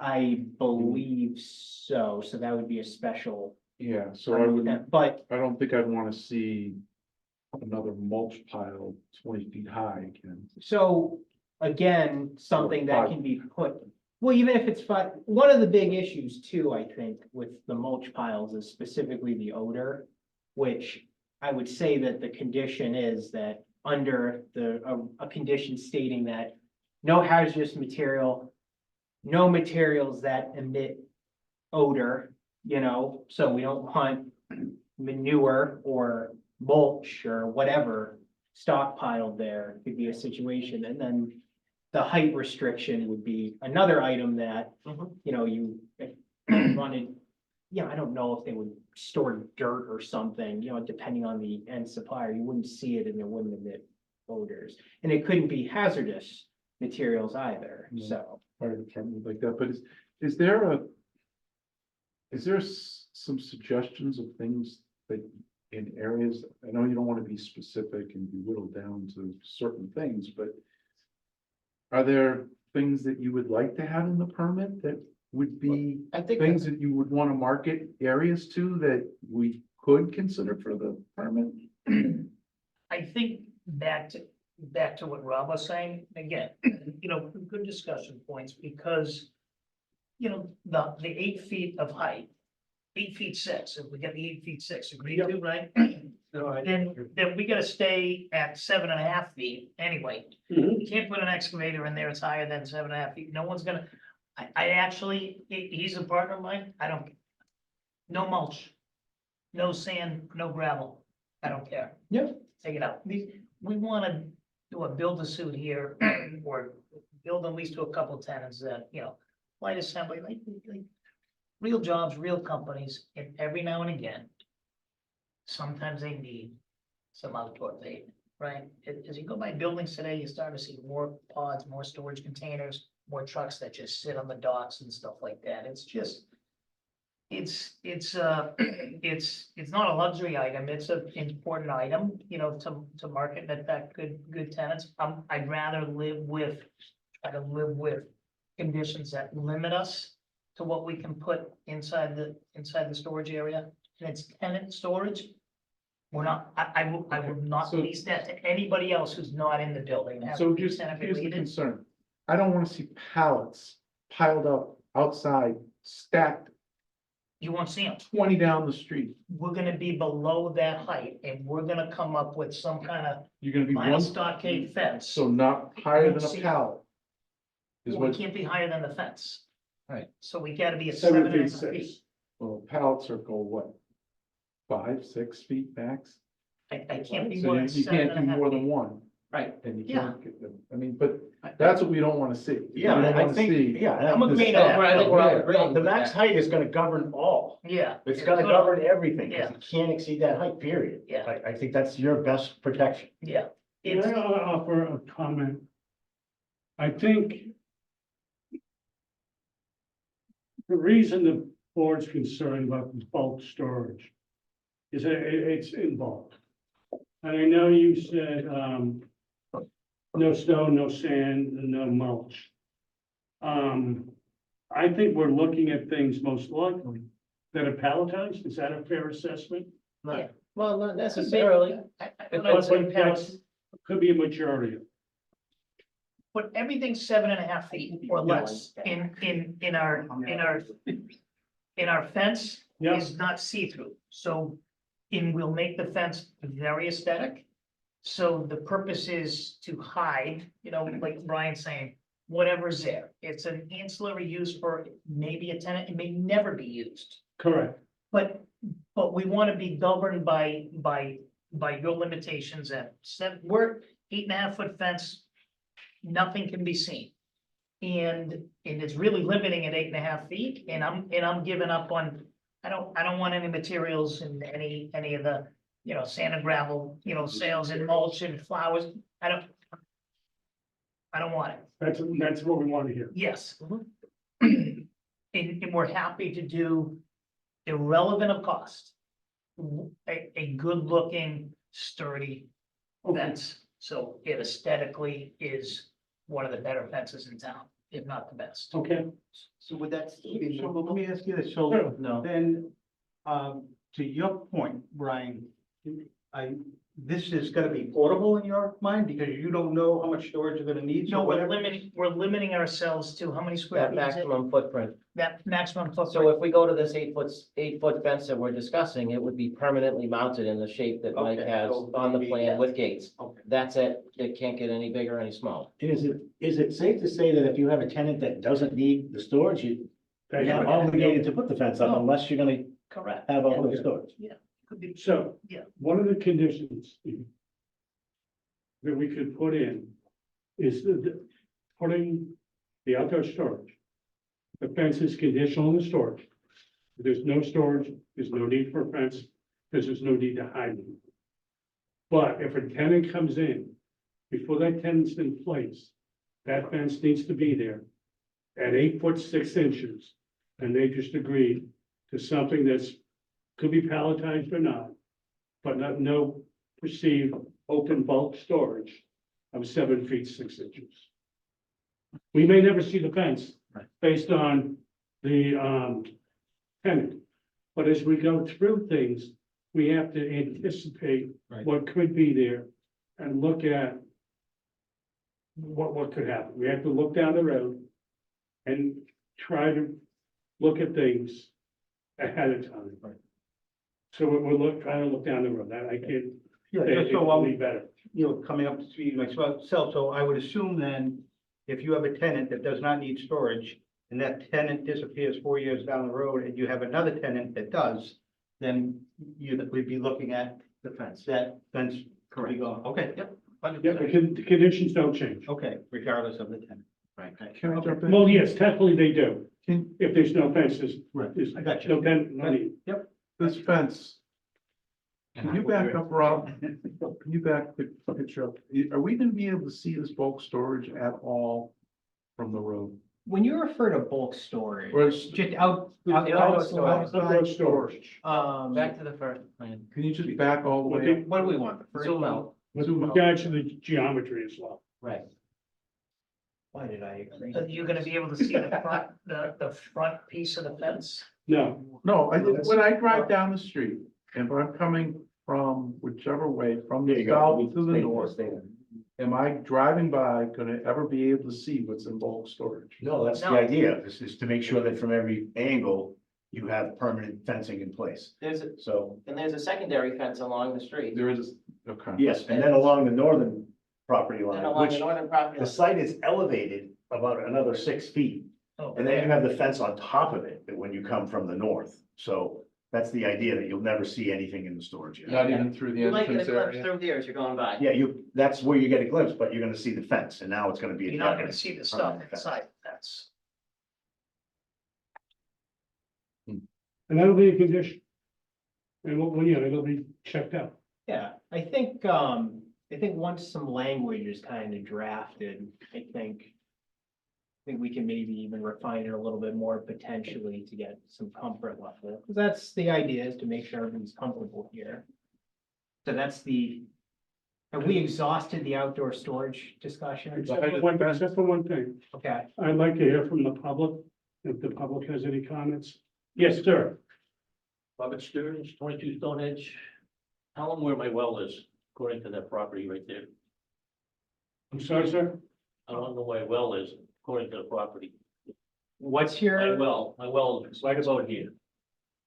Who's gonna take care of that when you put the snow over the fence and dump it in there? I think your well would be on the opposite side if you're on Stone. Yeah, he's down. Yeah, you're on the Oh, bottom. yeah. You said you're Robert Stearns? Yes. Yeah, You're on the bottom so, of the page. Okay, yeah, what so if- that's over here. it's very close to my property. The well is right there. Okay. Who's gonna take care of the town? Or so it's gonna go bad eventually. There's tons of water in there. The swamp. Well, we've already addressed it. But we're not thinking. Yeah. You put out the snowfield? What's that? Well, No, we're snow storage. Oh, sure. Yeah, Mike has it labeled on the plan. So there's an area here, there's an area along. There's an area, a long linear area here, along the entire front, and then there's an area here. Okay, So it's not possible for snow to be pushed beyond that sound barrier wall that we showed you. So snow will not be, no snow will be deposited over that 9-foot wall certainly, so that acts as a barricade. If you get a big snowstorm and you're gonna push the snow, it's gonna go over the fence. The loaders can go easily 9 feet. can you address the comment about the loaders? Yeah, It's just, so we manage all our snow plowing at all the buildings. Mhm. And we routinely go and check them for our tenant safety and visitor safety to make sure that they're properly maintained. Walkways are shoveled, parking lots are clear and salted, and so we're actively involved in the snow plowing at all of the facilities, and as Mike said, it's a 9-foot steel I-beam supported sound wall in that corner of the site, so you wouldn't go up and over it. Okay, It's not a practical thing, and we'd be there making sure that our subcontractors aren't doing that. just to address his concern. Is it possible to put signage on the fence from the inside? Absolutely. Okay, thank you.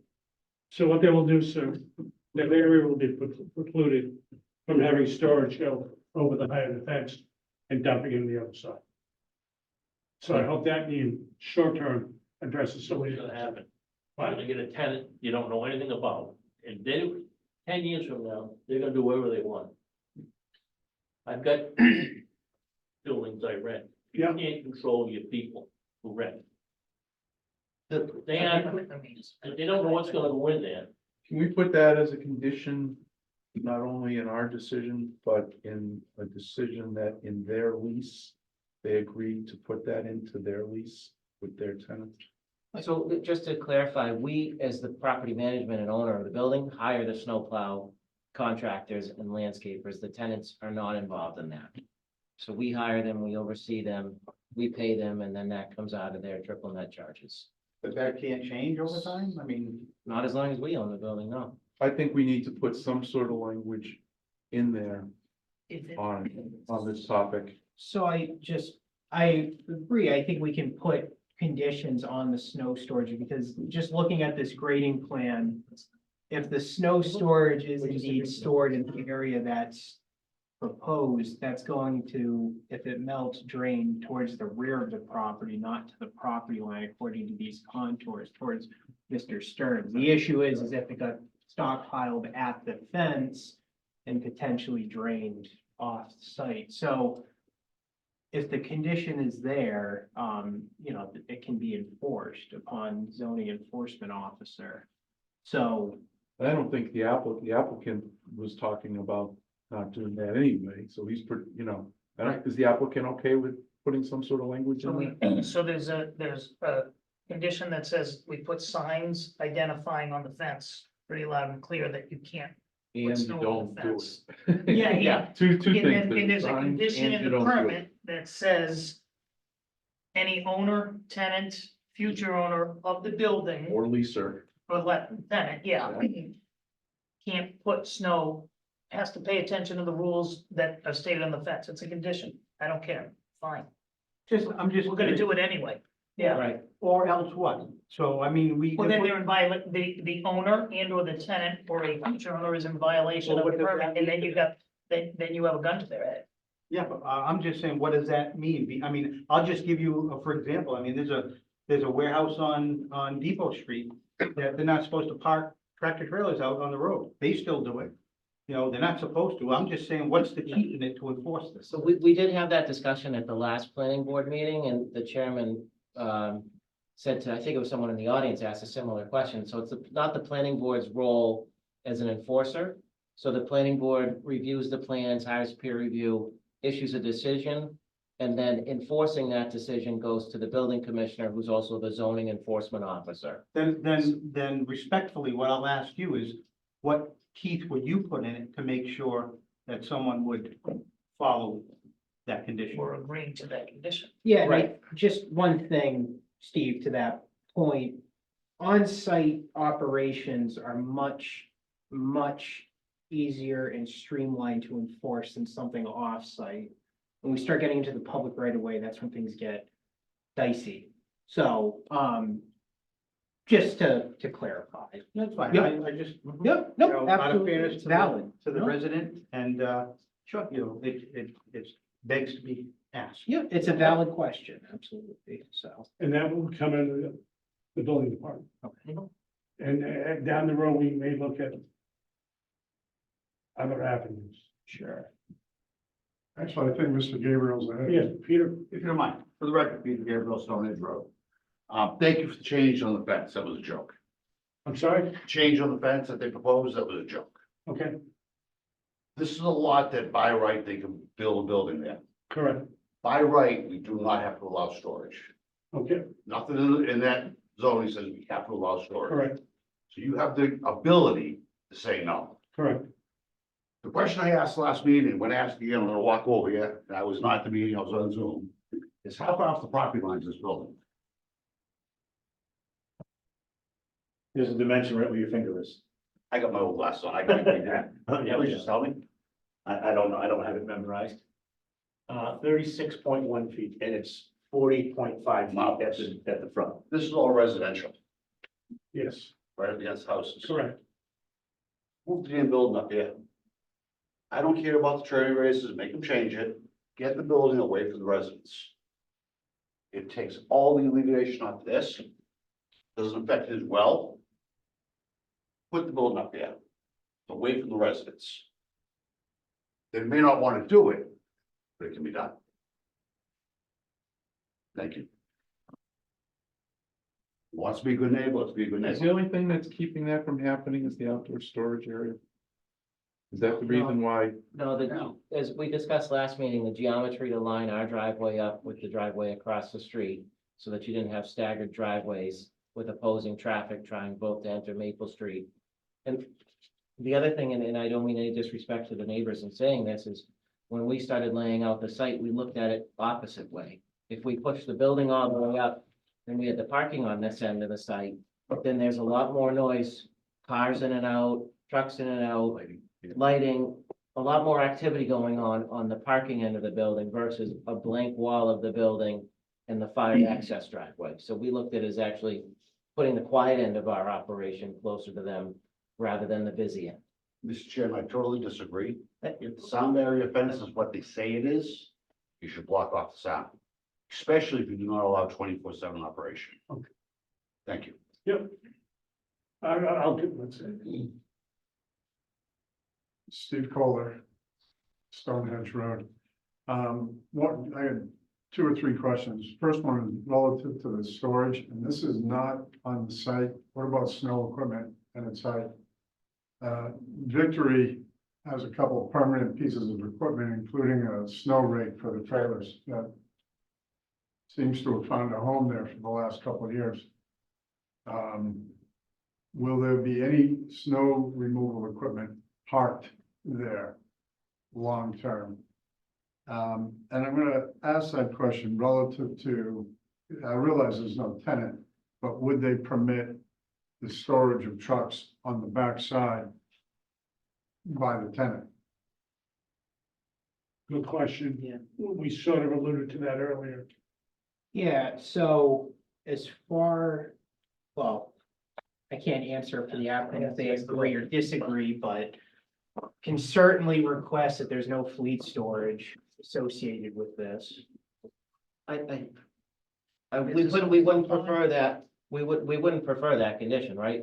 Let's say our tenant has small 26-foot box trucks that, maybe it's I'm making this up totally, but let's say it's an electrical distributor, right?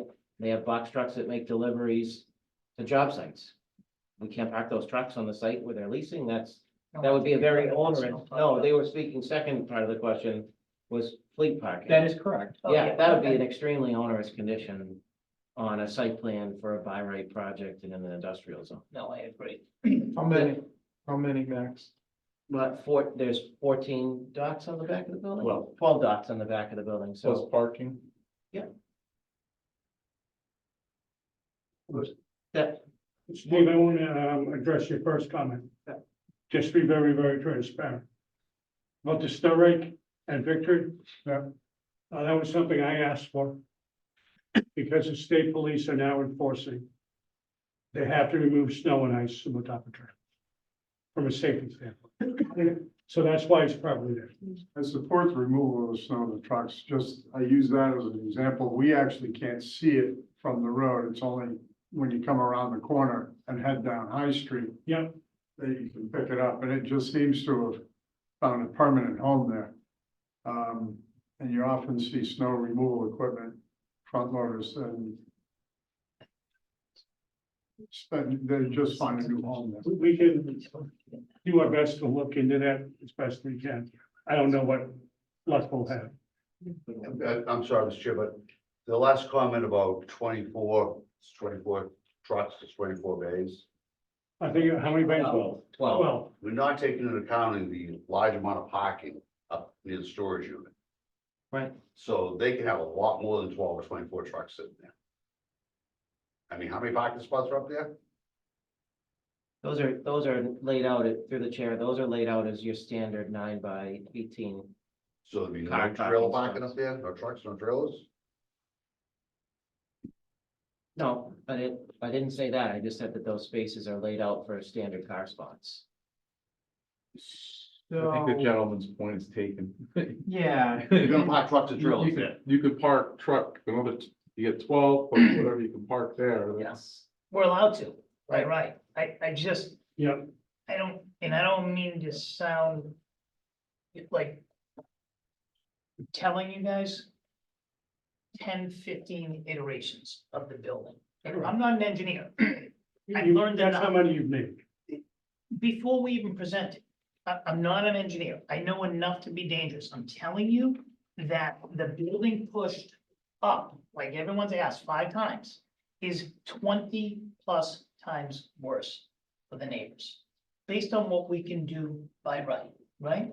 It's like we're putting a facade of a building, no windows, an emergency access, only emergency. That's it. Up against the residential neighbor. That's like, I'm not gonna say it would be someone's wish or dream, because I know the residents don't want us there. The land is zone industrial. We did our homework beforehand.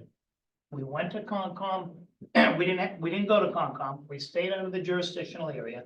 We came here. We're not asking for anything that isn't allowed by right. Other than correct me if I'm wrong, the tenant outdoor storage, only for tenants. I can't go lease that to some other tenant down the road for a couple bucks a month. Maybe that's not as of right, I'm not sure. Everything else we're asking for is as of right. the peer review engineers annihilated us. Cost 4 or 5 times more than it should have. Took 3, 4 extra months, more than it should have. We said yes to everything. I said yes to the best fence in town, if we can come up with a solution. I want to try to bring this to an amicable conclusion, Mhm. right? I wish I could tell you who I was building for. My phone hasn't rung in 5, 6, 7 months since the world figured out that we could do 60,000 square feet here. Not happening anytime soon. Okay, but we gotta get our permits. It's only fair to us. And you guys have been great. I think I've done a pretty good job, or at least I've given 110% talking to the neighbors. You've done whatever we've asked. I wanna come to a conclusion on this stuff. We can't move the building. It's worse for the neighbors. And if I go forward and we do nothing, and I just say, okay, I'm gonna throw on the white towel, I'm gonna go sell this to somebody else.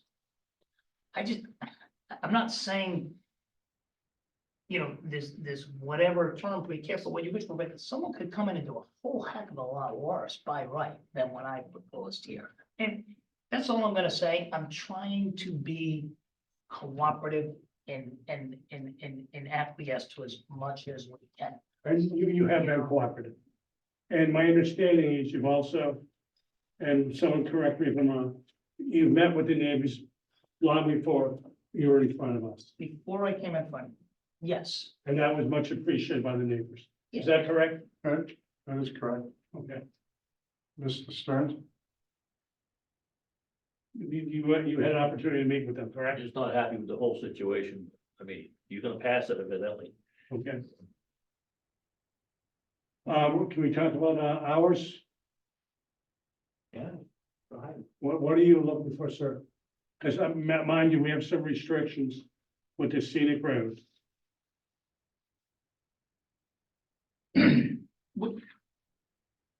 I wasn't at the May 15th meeting. I couldn't be here. These guys sort of reported that to me. Yeah. The biggest issue, correct me if I'm wrong, is on a weekend day, to be cognizant and responsible to the type of street it is, irrespective of what's across the street. Correct. Some truck traffic on Saturdays, right? And hours of operation. Was that it? What was the other thing? Sorry. It's nighttime operations, I believe, as well as. That's what I meant, yeah. Yeah, Yeah. nighttime operations as Like, well. like shrinking the hours on Saturday, was that it? And nighttime weekday as well. Oh, I didn't, Well, we talked about the definition of daytime in, under, 240-48. Yep. Which Yeah, is which is- defined from 7 AM to 9 PM. Correct, yep, yep. So that's daytime, Monday through Friday, and then there's something else for Sunday. On all days except Sundays and legal holidays, Yep. when it And shall be that's- from 12 noon until 9 PM. Correct, that's what I have here. We'd like to try to shrink down the Saturday. Saturday. So that's just to be clear, that's trucking outside the building activity hours. If someone's working inside the building, and then they're not restricted. It's based on the receiving zone where noise is potentially heard. Correct. So that wouldn't entail interior activity. Yeah, so what I would recommend, because this has been numerous concerns in town regarding trucking operations. Now, one thing that's mentioned in the noise study that was revised by you folks was that they categorize heavy trucking as not being allowed within the nighttime operations. I think that one concern that I think the board should look at is that we're not too sure what heavy trucking means. I would urge that, we look at potentially just any type of trucking or transportation Larger than a operation. passenger vehicle. Correct, yep. So That like, would be the wording is larger than a passenger vehicle can operate during nighttime, which Monday through Friday is before 7 AM after 9 PM. Except for snow removal equipment, obvious stuff like that. But routine operation of the building would be limited, trucking would be limited by the hours in section D of the bylaw. And I would recommend as well that this was a situation that was being discussed on 206 Mechanic Street, where there's the condition about work indoors, doors closed. And I think that should apply to this as well, if you were to go that route. Because we don't need transportation vehicles or any sorts running here, and we don't need backup alarms at nighttime for the residential neighbors. We spoke about trying to use the shorts as well, as best we could. Regardless. Yeah, and that's a kind of a loose one to apply, like if we have a tenant that owns their fleet, then that's easy, but we can't control. I understand, I just outside asked trucks, that yeah. you look into. So that was the discussion there. You can't have the door. Right, And then, You guys are okay with that then? yeah, doors closed. Doors closed? Yep. Okay. And I heard the definition of a truck is anything bigger than a passenger. Correct. passenger vehicle. That's Passenger fine. vehicle. Yep. Okay, I think, So what is the status of Saturday and Sunday? We haven't got- We'll get to that. still working through it. We'll get there. Get the- What's the reasonable, Rob? I'd like to shrink that 12 to 9 down. Because you're in the middle of a neighborhood. I could see 10 to 5. I can, can we, So your bylaw lumps Saturday in with the week. yeah, So are you saying that you're talking Sunday changing from 10 to 5? No, You're I- talking no. Saturday and Sunday? I thought there was no Sunday. No, Sunday, it's daytime shall be from 7 to 9 on all days except Sundays and legal holidays. Okay, So that means Monday through Saturday is 7 AM to 9 PM. Per the bylaw, and then Sunday is 12 noon to 9 PM. Maybe the Sunday should just be fine. could we? It does. Yeah, Sunday noon to 5, reasonable compromise on that? We don't want to totally prohibit, because I some people understand. have to ship when they have to ship. If they're a manufacturing tenant and it's got to get out, we want to give them a window to still operate their I'm business. trying to work with you. sir. Yeah. Yep.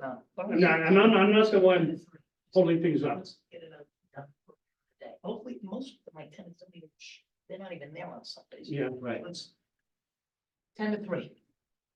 So people are up by 10, like, okay. in, Based on Andrew's last comment, most tenants aren't even there on Sunday, just no Sunday work. No, unfortunately, that's, I'm just saying, Steve, you're right, most tenants aren't there on Sunday, I don't know who my tenant or tenants are, I don't. I begrudge you understand for that, asking. Andrew. I don't. I begrudge you for understand you're asking. zoned industrial. My yard is not. I don't need to listen to it. So make sure it doesn't come on my property. Please. And you've been cooperative. And I compliment you on that. But that is from the beginning. Mr. Stearns' primary concern is as well. Mine is the noise. When we. Mr. Chairman, if I may. Just one second. Yeah. I'm trying to think through this here. Brian, what do you think? Hours of operation is a very critical part of, my consideration on this project. It has significant impacts to this neighborhood, to the abutters. The noise and operation of this facility is very close. I appreciate the effort that's been made, to minimize it, but the hours of operation have a significant weight in my mind to whether or not I can vote for this project. So do as you wish. But it has, I think, a significant impact to all of the people that have been here. Wonderful. And thank you for being upfront with that. Could you elaborate a little? No. My pitch, you weren't here, my pitch was come back and give us a proposal the bylaw doesn't work for us, it's a special permit, it's a by right use, I understand, but all of the stuff that goes with it. It's the impact to the neighbor. Tell us what you're willing to do. You came back and said, we're willing to do everything. We're willing to compromise and do exactly everything. And that, I find that insulting personally. We were hoping that you would come back and say, well, this is what we're thinking. So I can tell you that hours of operation is a significant concern for me. And I hope that you're reasonable and mindful of what the neighbors have asked for.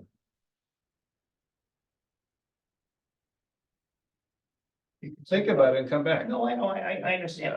I don't want you to feel insulted that we came in just saying, hey, we're doing what the bylaw is. Because we've been trying. Nobody's perfect. I'll talk to, we can talk. Like, I don't like, I just don't wanna. I want everyone to feel okay about it. I know Mr. Stearns is not gonna feel okay about it. He's told me from day one, but he hasn't changed his tune.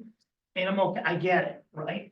But we're not trying to do anything. We're trying to do the right thing. Let me try to digest what Sunday would mean or not mean. Maybe we limit the size of it. If we go 10 to 2:30 in the afternoon and we limit like the trucks. If someone's getting a truck and it's got delayed overnight from California or something like that, it can be an inbound truck, but maybe only outbound could be small trucks. I have no idea, because they can come in the next morning at 7 AM. Yeah, I think that, I think to go to their concern, though, that would be kind of hard to enforce. So is there a window of time on Sunday that we are comfortable with? It can't be 0 hours, right? Because we don't want to hinder a business that's gonna come to town or grow in town, right? And it obviously can't be what's in the bylaw. So what's the happy medium? You were thinking 10 to 2. Well, I think the bylaw, and I know why Andrew said that, but the bylaw says noon, so let's not go earlier than the bylaw says. So the baseline starting point is You're right, I noon. was thinking to shrink it. But the starting point is noon, the ending point on the bylaw is 9. Where are we sliding that to get comfortable? Is it 4? Are we giving them 4 hours of shipping time? I'm at my, I'm almost at my wit's end. Can I ask you a I question? just wanna, I wanna get to a vote, So- and so I do wanna I. hear Brian say yes. If Steve's okay with 10 to 3, or no, 12 to 3. So let me ask, what if hypothetical? We went, you talking 12 to 4, what if we went 10 to 2? Can't go, we can't. Well, what we were trying to say is, Can't do that? don't come early. Against the if you bylaw? need to come. He was trying to say that. Okay, okay. Zoning board. I'm Yeah. just trying to. Yeah. I don't think that we can. And I Okay. appreciate your effort, I really do, put you in a bind, but that's our job. No, I get it. You know, No, and I'd rather you be forthright with me, but I'm here to I get it. not have to, you guys are getting sick of me. I'm not getting sick of you. I'm just, Well, I'm not I got saying- an economy to deal with, Yeah. and I got a lot of money put into this thing. I get it. And I did it because we knew what we could do as of right, and I don't wanna be that guy. If, we don't wanna go earlier than 12, cause it's already at 12, so I apologize. that's okay. Okay, Steve, is 12, at 12 to 1 to 12 to 3, okay? You don't have to, Why don't you guys discuss and come back, so we're not putting anybody on Well, the spot. Steve's not the only neighbor. no, I Yeah, know. Right. And frankly, Mr. Stearns is close. I know, we built the sound, but we will offer 12. Yeah, we'll offer. I know I'm not gonna get the neighbors' support and I know they don't need to say yes. But if what we're offering is better than 12 to No. 9, I think it shows pretty good faith that, and I'm sorry to put Steve on the spot and Mr. Stearns on the spot there. I apologize. It just, I feel like we're offering something that, So I'm hearing, I'm hearing you're offering 12 to 3 on Sundays. Yeah. Like, what was the offer on the other days? The bylaw hours on Monday through Friday. I hear you, but there's also special permit involved, so. No. You're not looking for a special permit on this project? No, No, two by right permit. Scenic Road? It's not a special, it's not. special permit. Rob? Scenic Road, a special permit? It was my understanding that it was. Yeah, same here. We double checked that. If you read the bylaw, it's not, I researched this extensively. Special permits. Well, let me just say this, special permit or not,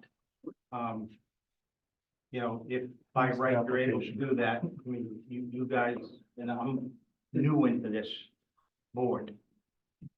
But from a resident's perspective and from my perspective, 7 to 9 PM, is not daytime hours in anything that I know.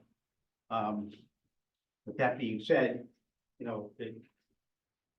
whatever, is deemed necessary, but 7 to 9 PM is, and daytime hours, I don't know how you come up with that, with those times, but again, that's me. Yeah, I mean, it's in the bylaw. I which understand is that, but I'm what just saying The special philosophically, it's- permit, by right permit specifies, so that's where it's a little tricky. What was the application for the Scenic Road?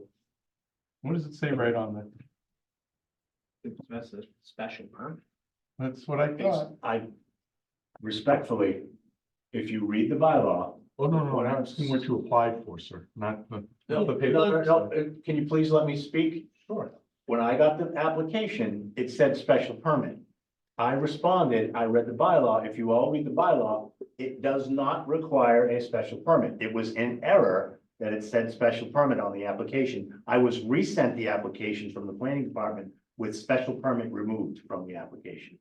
I have all the correspondence. Interesting, okay. So we would look at never, that. we would never lie to you. I'm used to that being a special permit. Yeah. And actually, state statute doesn't, sorry to interrupt you, doesn't require a special permit. So obviously, the town could adopt that process if they wanted to, but Bellingham has not.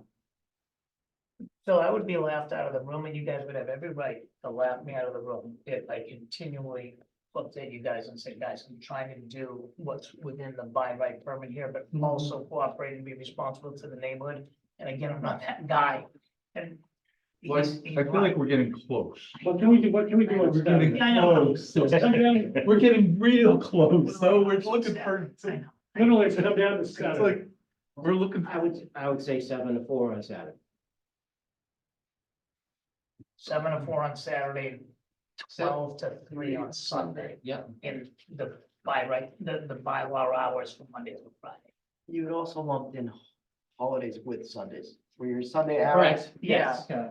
Sundays and Sunday hours holidays, that we, you yeah, propose will also be hours for the Correct. holidays. Yeah, the Correct. zoning bylaw, legal holidays are grouped with Sunday. You're right. Mr. Chairman. Yes, sir. The board understands the type of community we live in. And it doesn't go for everyone, but if someone is throwing a party in our community, we normally get a letter in the mailbox to their cell phone number. If it's too loud, give us a call. Mhm. Mr. Martinez, when he just walked out, I met him outside. The first thing he said to me was, I hope we weren't too loud last weekend. If it gets too loud, give me a call. Our community cares. Yeah, I know you It's a do. very quiet community. So cut the hours back is very important to us. And we're And thank you for we're trying to. Thank We cut it back from what is could happen. We're trying to take everything into consideration. We're trying to do a fine balancing it. So, Rob, what did you catch for Saturday? 7 to 4. 7 to 4, so it sounds like the applicant is given what they can do for hours. Obviously, the planning board doesn't have to agree to those tonight, it's whether or not you agree to the decision that's rendered. For the sake, I mean, it's 9:19 and we still have another public hearing, our poor consultant is hanging out on. Okay, can I ask you a question? Are we close to taking a vote to draft a decision? We don't have to, I don't think you have to vote to draft a decision, Okay, but, can you draft a decision based on what we said tonight? yeah, I think that there are some items in here that I would recommend, which I can draft, and I think, it can be a working document. We can continue this to June 26th. for the next meeting, have something drafted for discussion. And then I would request an extension deadline to July 19th. That's the day after the July meeting, to July 18th. And, you know, that way, if there's any revisions that need to be made. Yeah, Mr. Chairman, we would obviously agree to that. I just want to feel the flavor of the board. I think in this case, it's critical to get something in writing, because I know that there's a lot of back and forth here to figuring things out, and we can. Did we finalize the height of the fence? Yes, we did. Yes. And what was that? 8 foot. That's 8-foot section, 6 6 inches inches off the above the ground. ground 8.6. and 8.6. And nothing to be stored. The fence itself is 8 feet, but we're gonna mount the pole. And nothing higher than what? 7 to 6. 7.6? It was requested that the materials be 1 foot below the top. Correct. Can I ask a question on that? Because I forgot to bring it up. Now, the fence is not gonna go up unless the tenant wants outside storage. Correct. Right. What happens 4 owners down the road? When now, all of us are gone from the board. It's written in the condition. Yep. The conditions, correct me if I'm wrong, Rob, will be part of the inspection department as well. Is it on the deed of the property? Correct. So It's in the building permit. at least as far as the condition goes, I wouldn't condition the outside storage of the fence being contingent on if a tenant wants outside storage.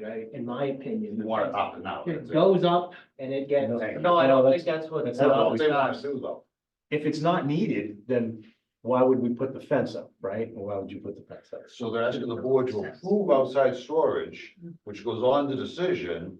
Then 3 or 4 owners from now, what fence? We don't know what you're talking about. So if they want outside storage, that fence needs to go up. Yes, might have- that's what we agreed to. I might have missed that when I walked You out. did. Okay, Yeah. so, If there's outdoor Discussion took storage, the place. fence has to be there. If there's no outdoor storage, the fence doesn't have to be there. all right, I It mean, makes sense. And it doesn't depend on the tenant. I'm asking the question. It goes up either way, and then you come back if you want to take it down. No, I think we have a disconnect. Well, I think. That's what I'm trying to cut. Yeah, I No, think I- what we're saying is. No, I wouldn't want to build it if I don't have. it They're built. trying to be flexible, Yeah. so if they have a tenant that comes in and doesn't have any need for outdoor storage, why would we put the fence up? There's nothing to screen. And I prefer that too. Yeah. The question that's being asked by the audience is that what happens if you don't need it for the first 5 years? And then 10 years from now, you get somebody else that It's a comes valid in question. and there's no fence, Right. there's but only- you want outside storage. We gotta write that in. Yeah, That it goes that's back what, up. that's what we're saying, right? agreed. Make it a Yeah, condition. yeah, If you could just yeah. put every other condition. Yeah, 100%. We make it- We're all on the same page. It was right into the lease as well. Yeah. Hold on. I'll put They it in the need to lease. come back to the So board long for as I outside understand. storage. In other words, we don't condition outside storage, but if they have a tenant that wants it, they need to come back to the board to get approval for it, and hence get the fence put up. No, And that's the point of having all. we drafted, Rob will draft it, so it's limited what's stored outside. Yeah, but you missed my point. I'm sorry, Mr. Chair. That's all right. Right now, they don't have a tenant. So there's no outside storage. 5 years from now, they get a tenant that wants outside storage. Part of the decision is they need to come back to the board, for the board to decide what the outside storage is gonna be, and ensure a fence goes up. so I think to that point with the conditions, it can be drafted so things that would be of concern come in are just not even a question. I'm just trying to put that cap on 5 owners from now. Yeah, no, So that absolutely. It has to come to the board for outside storage. Mr. Chairman, if I may, I think a little comfort that the board could take in that is of all the tenants that have ever moved out and a new one moves in, they never move into the exact same space, right? This guy needs something a little different, which means we're going to the building department to pull a permit to build him a clean room or build him some more office space. And so there'll be an application before the building commissioner that says, company XYZ is moving into 306 Maple Suite B. This is what they're doing. They're gonna use the outside storage, and that would trigger the Jim fence pick that up he on would that. reference in the site plan. So we have 3 things that were covered. Yes. The buildings, change the tenant potentially to a building inspector. Rob, correct me if I'm wrong. Language written in the lease and language written in the condition that is somewhat restrictive as to what can be stored. Correct. And I Take into will, consideration the height of the fence not a storage. And I will reiterate, let's move this along. Yes. We can draft something, we can talk about it. Can I ask one question about that though? No, go ahead. Yeah, Let's say no tenant wants outdoor storage, but, they have a fleet of box trucks. 12 box trucks can go in that area. Something like that, right? It's by right use, it's allowed. By right use, yeah. yeah, and I know actually that was one of the requirements to make sure that the stormwater system meets the LUPL standards for outdoor fleet storage, which it does. yeah. So that could be allowed. That's a. But there is a fence up at the front of the building. We Correct. already have one stockade fence all the way Yeah. across the street. Yeah. Okay, that was your So question. you're fine with you? Yeah, also.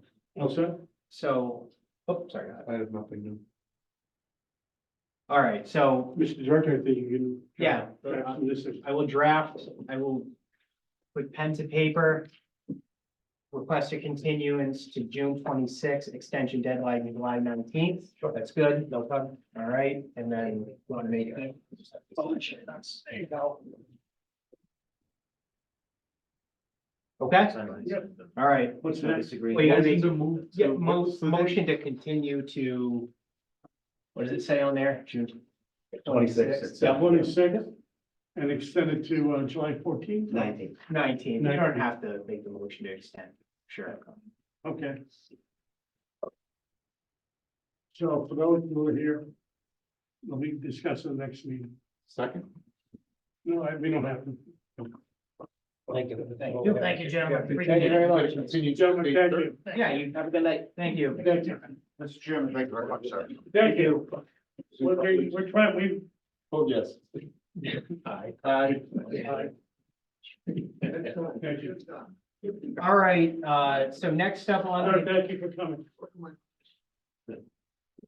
So next up on the agenda is our stormwater reg update. So basically, as I explained at the last meeting, we have to meet the EPA MS4 permit regulations. Basically, our regulations were updated to be a little bit more stringent to meet their regulations. We have Emily from Tie and Bond. Good evening, Emily. Sorry to keep you Emily, up. thank you for waiting. It's past my bedtime, but I'm hoping I still make sense. Yeah. Well, we're glad the Celtics are on tonight. It's true. So the draft was submitted. I don't know if everyone had a chance to review it, but Very briefly. I would say just some key items. And Emily, if you want to fill in, just to move this along, I would say the biggest changes that I noticed on there, which I think I reviewed them, they all seem great. There's some water quality volume changes that need to be done. They've exceeded the Mass DEP stormwater regulations, which is interesting. So there's now stipulations for new development versus redevelopment, similar to Mass stormwater standards, but these ones are a little bit different. And then there's also a requirement for entities that have a long-term O&M plan that they actually submit an annual O&M report on their facility to an entity in town. So I think in this case, Emily, I think it is the planning office, or is it DPW? Forget who receives those, or if it might not even be in the regulations yet, but That will receive them. I think they will come into planning, just Okay. because it's in this set of regulations, but you could always, refer that to DPW for review. Yep. And thank you, Emily. And the one thing too is that so these are in our procedural rules. So with that, in order to change our procedural rules, there needs to be a public hearing like there is now. And just a majority vote will allow us to update those. Doesn't have to go to town meeting, which is nice because it's not a zoning bylaw change. So with that, if there's any questions, I have none. Okay. I have nothing to add. I always have a question. What is is this immediately, what's the word I'm looking for? There's no grandfather, right? This is regulation change. This, you have to comply with this tomorrow. I believe so. I'm not sure what the stipulations are for active applications. The good news is that like the new development standards are gonna meet this based on the 1-inch water quality volume that you have to do. So even if it's a question for town council, which I can figure that out, because it's referenced in our zoning bylaws to this, our procedural rules, so. I know that in the past that like, there are some things that just change. Correct. And I'm curious to know what the impact would be to pending applications. Correct. So I can figure that out with town council just to get feedback, but I believe it would change immediately. This is an MS4 and procedural conversation we're having, right? Because you're updating the procedures at the same time. Yeah, so in order to be in compliance with the MS4 permit given by EPA, we are changing our procedural rules. Okay, so there was a couple of procedural rules that I was questioning, and at least to talk about. Number one, 3.4 was the completed applications before the meeting, having to be in by Tuesday. That was a complete application at the time that they applied. And everything had to be in by the Tuesday before the meeting. I think we've always said that all documents had to be in before Friday, before the meeting, so. I think the Friday is important because we need to be able to review it, and we all a lot of us have other responsibilities. The second piece was the fees for peer review at the time of submission would need to be established, and from a lot of conversations that we seem to have, they seem to be a negotiated thing that we get a first look at the submission, and then there's a conversation that town staff has with the applicant about the scoping. So that, to me, that I guess I can read you the number, but 3.52 seemed to be a little out of line for what we're doing. The other one, just two more, 7.8.1-C-3 talks about habitats, okay, for the Mass National Heritage, but doesn't talk about the Bellingham special bylaws that are for the same types of things, like vernal pools. Like it specifically calls out the things for the state, but doesn't call out for the town bylaw that mentions that, vernal pools are included if they fit the special Bellingham town requirements. But I thought that, and the 500 feet versus 100 and all that, I think needs to be looked at as well. And then the inspections, the 7.11 talks about inspections, but I didn't see a section there that was for site visits. It didn't mention the fact that, typically when we have a large project come up, there's usually the applicant and the board will do a site visit of the site. And I thought that might be important to add in there too.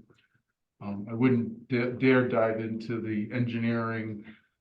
Rawls rate stuff. I do, in the sand. So, that yeah. stuff, but there was a lot of that stuff that. Can I I was ask a question Yeah, of Rob? Let me answer your question. yeah. What if our own town regulations, requirements supersede this? Which it sounds like they may. Well, so regarding the wetland bylaw, Yeah. that's, stuff like I mean, that. we could reference it in here, I believe, right, Emily? But I mean, no Yeah. matter, you're not going, you're required to meet it if you're in the jurisdictional area under conservation commission requirements. Yeah, So, I mean, it talks about natural heritage and the state stuff, but not, yeah, and a lot of other things too, but anyway, just maybe something to review on that. Oh, we can be stronger, correct? oh, sorry, go ahead, Emily.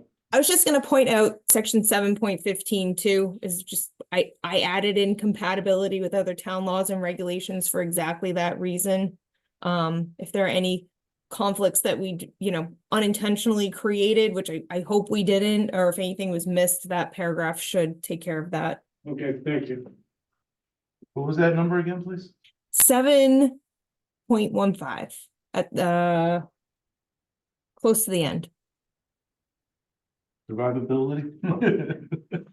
What about his first 2 points? The submission deadline, which, yeah, I must have missed that, because that was probably an old regulation for the submission deadline. Yeah, So but that it might could, have even been Thursday too, but it was like Thursday or Friday, so that we could get the talks set up. yeah, So we it's could- always the Dropbox, so I can, we can look into that, and then the Yeah. other item too, the peer review fees. Yeah. That one I think is another old one where that should probably be changed a little bit, that, it'll be required, but yeah, the fees aren't really required upon submission.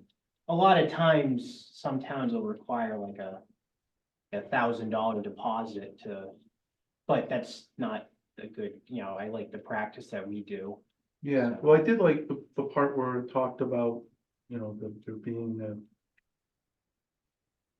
when the application comes in, then there's a review of what's missing. And, a letter goes out type of thing. Yeah, That piece I thought was critical. I think Jim was doing that at one point. Yeah. And then when Jim moved on, we kind of missed that point, but to me, that's critical. Yeah, Because- there's been a few applications. Yeah. Potentially a stormwater management permit that I shall not name previously that was missing quite a bit of information. So fortunately, I haven't had the opportunity to actually receive an application yet since but Good. actually reviewing it. I like that frequently. part that's in there. That's like I said, I like that way you think. Yeah, so, a completeness review is critical, both for us and the applicant, so, and the abutters who come out, so. Mr. Yates? Okay, So with I that, entertain a motion. do you want, maybe we can just update these, continue this public hearing to the July meeting? That's and fine.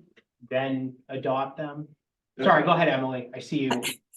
Well, my only concern is EPA's expectation to adopt this before the end of June. Oh, yeah, that's another thing too, the EPA is Okay, is hounding us. Don't we have a meeting on June 26th? Oh, yeah, I'm sorry, we do have this is the first meeting in June, so yeah, June 26th, not the July meeting, my apologies, June 26th. and you can tweak what needs to be tweaked. Yep, so if that works. My That's mind is spinning, it is late, I apologize. No problem. So, all right, so if that works, Emily, I can be in contact, we can chat about those things and we'll come back and. But it sounds like a lawyer put you put a catch-all phrase in there for towns that have better requirements, correct? Well, yeah, Not for Yes. town. I'm Yeah. sorry.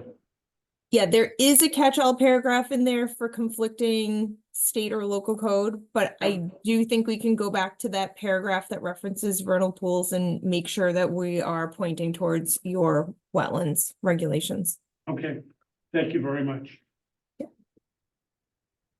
I'm sorry we kept you long. yeah. That's So okay. Can I ask a question? In general, the MS4 regulations, can you give us a quick couple bullet points on the change that actually happens with adopting the MS4? Is that what the EPA is looking for us to do quickly? I know the Yeah. runoff and all, the capturing the water, but if you could give a professional view of that, that'd be awesome. I can, yeah, and so I'll back up a little bit. So the EPA's small municipal municipal separate storm sewer system, MS4 general permit, is what the town of Bellingham is covered under to discharge stormwater to waters of the United States and waters of the Commonwealth. So within that permit, there's 6 minimum control measures. Those are the categories of compliance, the things that the town has to do every year. So those are, we have to educate the public, we have to give the public a chance to participate in the program. There's an illicit discharge detection and elimination program where we're out looking at the end of pipes to see if there's anything being discharged to the environment that's not stormwater. Then MCM, minimum control measures 4 and 5 are where we are tonight with this bylaw. So there's requirements to have local oversight of construction projects disturbing an acre or more, and there's a requirement to have local oversight of post-construction stormwater management for development and redevelopment projects with that 1 acre threshold. So that is what we've captured here. And then the 6th minimum control measure that I skipped is about minimizing pollution in the town's like DPW operations. So for this bylaw, the requirement we're in the 2nd iteration of EPA's permit program. So the first permit came out in 2003, and then it got more stringent in 2016. With that 2016 permit, they asked all communities to add some specific language for those construction projects for development and redevelopment. And that is basically what we put in here. And the complicating factor is that Mass DEP is also in parallel working on the update to the state stormwater handbook. We were hoping that that would be done a couple of years ago. That has not been the case. So we really needed to go ahead and adopt this at the local level because the state has not finished their work with the handbook.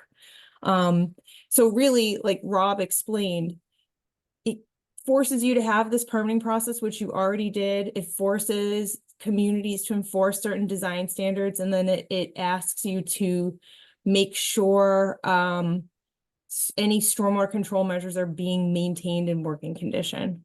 So all of that is in here. A lot of the little nitpicky things that you'll see, like as-built plans being submitted within 2 years, those are straight from EPA. Thank you very much. That was very fun. Continue to June 26th. Yes. I think that's the date. So moved. No, it's. Hold on, 27th. continue to June 27th. The 27th. You don't want 2 meetings that night. Woo! Yes. Second. Excellent. Call for the vote. Dick, I. All right, Bill, aye. Bill, Eli. Thank you, Thank you very Emily. much. thank you. Okay, good I night, appreciate everybody. it. Have a good night. Bye. Sorry we took so long. It's okay. What's next? All right, so now we're in general business. So you already did reorganization. Let's switch these things around a bit because we've got people that want to get the heck out of here, I think. So 206 Mechanic Street, let's push that last. So the two, we've got the A&R and we've got Bellingham Shores Lawn. Bellingham Shores next. Yeah, that'll be really quick because there might be some discussion for the A&R for Maddie tonight. So Chad's here in Eastland. Sorry to keep you out. I'm sure your legs are asleep. So, so for this is, I believe, it's phase 6A, I believe. Well, either way. Yeah, one more, Yeah. probably 6 feet. Or 6B, Yeah. yeah, so, basically, the DPW has established the surety with that Form J. What we've apparently done is, once that's been defined, these lot releases can get signed by you folks, and then we hold the. Sure. Yeah, we hold the lot releases until we get the surety certificate in. That's correct. So we looked, and I did look at all of the other sureties. We're up to date with everything. There's one that I want to talk to you about for the cross street sidewalks. But that's okay, because I know you've got more phases after this one. Yeah. So Yeah, I thought that was already identified, but I think it might have been, but I Okay. didn't see the certificate Okay, yeah. yet. So we'll talk about that. But Yeah. basically, I would say sign these because we're in good shape as far as the surety goes. And then when I can release these once we get the certificate. That's right, yeah. Do we need a specific number? For the surety? Identify the lots Yes. for the release? Yes, we do. Yeah, so it is, you would need to vote to release lots 47, 48, 49, 50, 51, 52, 69, 70, 71, 72, and 73. That is the vote. Hold on. Question. Technically as well, vote to accept the DPW's recommendation on the bond amount. But what, 235, I think, Rob? Correct, That would be 235. I think we're happy to, two motions. Yeah. So, yeah. Entertain a motion as outlined by Rob with the lot numbers. So Second, Nick. Any discussion? Ask him, how many, lots have you completed? to date occupied, 52. 52? Yeah. And Great. I'm actually, yeah, it's actually a great, the big hurdle we had is, we've had a rash of a bunch of affordables actually closing. So lucky families in the area have actually got some homes as low as 183,000 down there. Hey, can I ask you a question? What are they selling for now? I've had one go all the way up to 900. Believe it or not, yes. So the affordability in the state is, not good. It's good and bad. You know? It's good and bad, It actually. is. Any other? No, that's great that you did that. We're done.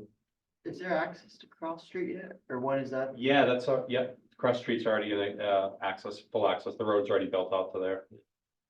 I parked on it. Did you? I did. I'm telling you about the rest of this, I'm trying to get the vote. Alright, We're celebrating good things right now. Yeah, no, We're gonna do it's that. going well. It's going quite well, yeah. vote. Yes. Nick, aye. Right. Bill, All right, I'll have you sign this at the end. hold one second, Yep. make sure the vote's correct. Is he allowed to vote in the release? Yes. Okay, I just want to clarify. Yep. I didn't want to jeopardize. Oh, no, it. that's fine. Yep. Okay. That motion passes unanimously. How many more, Okay. how many more phases do we have? built? Technically, one real small one. One small? Yeah, one? so the full, more or less the full loop of the whole development is Yeah. almost a binder. I think next week we're a binder. Then there's a small section, maybe 200 feet long, it's a little loop road, and that's it. I couldn't remember because we built in so many phases into that project. Yeah, yeah, It was, yeah. the total was like 7. I believe so at one time. At least. Yeah. And we've moved extremely fast through there. Yeah. Yeah. Entertain another motion to accept the motion made by the DPW. Yeah. In regards to the surety bond for 235,000, if I recall. I believe so, Rob, right? Correct. Yep, 235,000. Second, Nick. Any discussion? Call for the vote. Nick, aye. Bill, aye. Bill, That motion passes unanimously. Excellent. Thank you all. Thank you very much for staying late. Thank you. No problem. You attend with the A and R from Annie's Way? Sure. Lou, come on up. Me? Yeah. Phil, do I have permission? Of course you do. the director has spoken. Correct. Why am I here? Why am I here always the last one? Because it's general business. It's A&Rs, man. I'm sorry, if you have general business, do you want to be above the public hearing? Let me pull up the plan. So, we submitted a 2-lot A&R plan for, with frontage on Blackstone Street and Mary's Way. So Yeah, I'm pulling up the plans now. this is separate and apart from the previous Okay. A&R. Correct, so everybody can see that, so. These 2 lots were included in the original A&R, so we pulled them out. You pulled them out. Right. So it is a new A and R. This is a brand new A&R. So you should, Yeah, yep. You Steve should be can- fine. Steve can act on this. So from I reviewed it and all the zoning meets compliance as far as the frontage, lot size, all of that.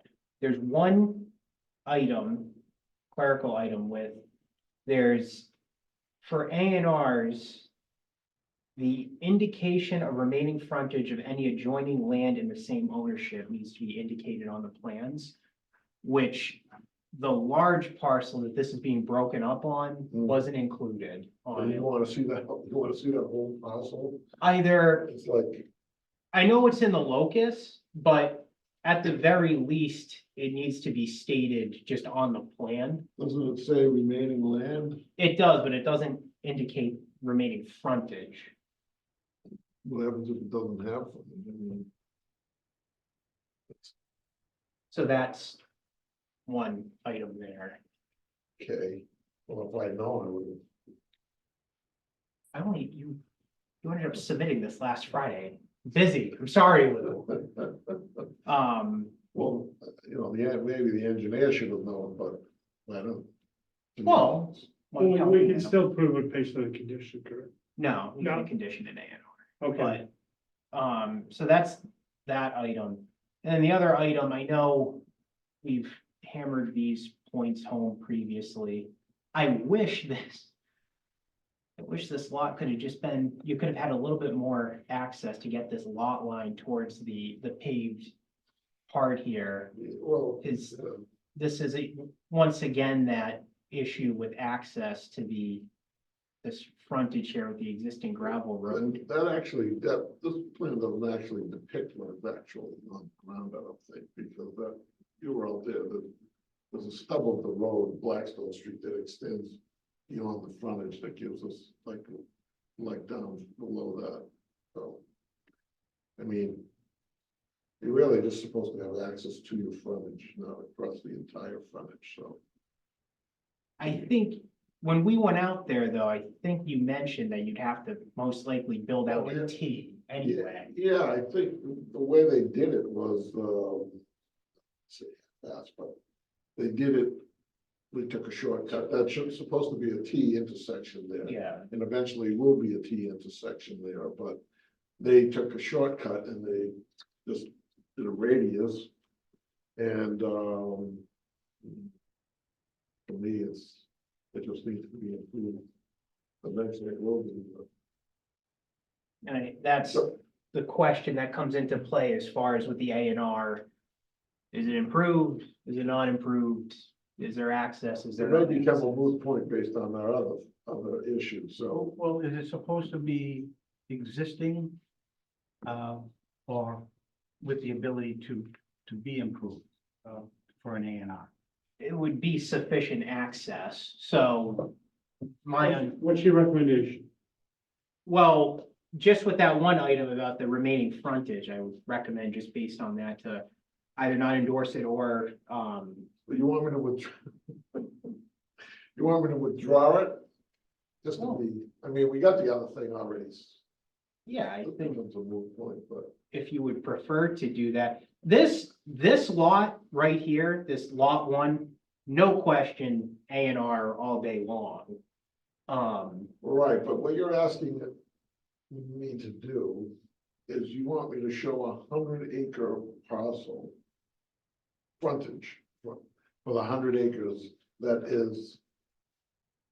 Indication of remaining frontage, so that, Kind of not what I would call something that would be ordinarily required to show frontage for 100 acres that's adjacent to a couple of lots that would be. that's But just, I'll do whatever you want. that's just the regulation. Which regulations? Bellingham, if you look under A&R for the plan. What did you say? Section 245-4.B.3, Yeah. indication of remaining frontage of any adjoining land in the same ownership. Okay, So, I mean, I can't disagree with what that says, but I mean. You have the ability to waive that regulation, it's in your subdivision rules and regulations, right? So you have the ability to waive it because you're entitled to waive your regulations, so I would, just to get this done, I would request that you waive that regulation.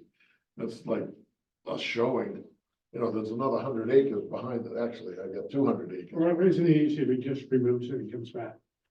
I mean, yeah, and I think Lou and I actually had a really productive conversation this week, did we not? Unbelievable, isn't it? About moving forward with it. What do you mean unbelievable? I'm very productive, just not at 9:55 at night. About how the best avenue moving forward for this, and I think maybe we can revisit that and. Yeah, no, absolutely, yeah. I think we can solve this within 2 weeks. Okay, yeah, I'll come back. Do you want me to the question is, do you want me to revise this plan? I'll take the Mylar back, I'll have them write in remaining frontage, and I'll bring it back. I'll withdraw it for tonight. The other question is just making, because I don't want Lou to go through the exercise of adding that, and then the question is with lot 2, with the adequate access and not adequate access. So it's up, as speaking to town council, you know, it's up to the board to determine whether or not there's adequate access and. What is your opinion?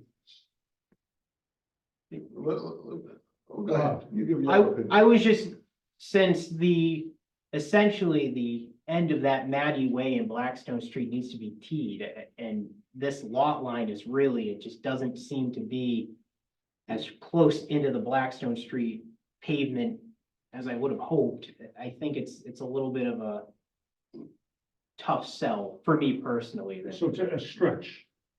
That's my personal opinion, but Well, technical opinion.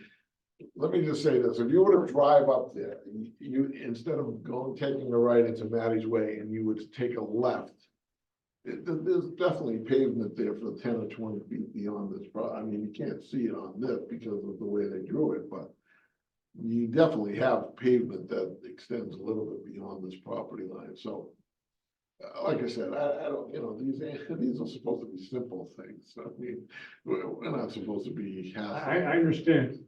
Well, you know, you'd be taking advice. So there's two things. One is, do you want me to revise it, to put the remaining frontage of this other parcel on there? That's number one. And then number two is, if I do that, are we gonna have the same conversation about whether or not there's pavement extending beyond this property line? We probably will. Huh? We probably will. Okay, well then unless there's, the only way to do it is to go out there and either mark it and have a photograph taken of.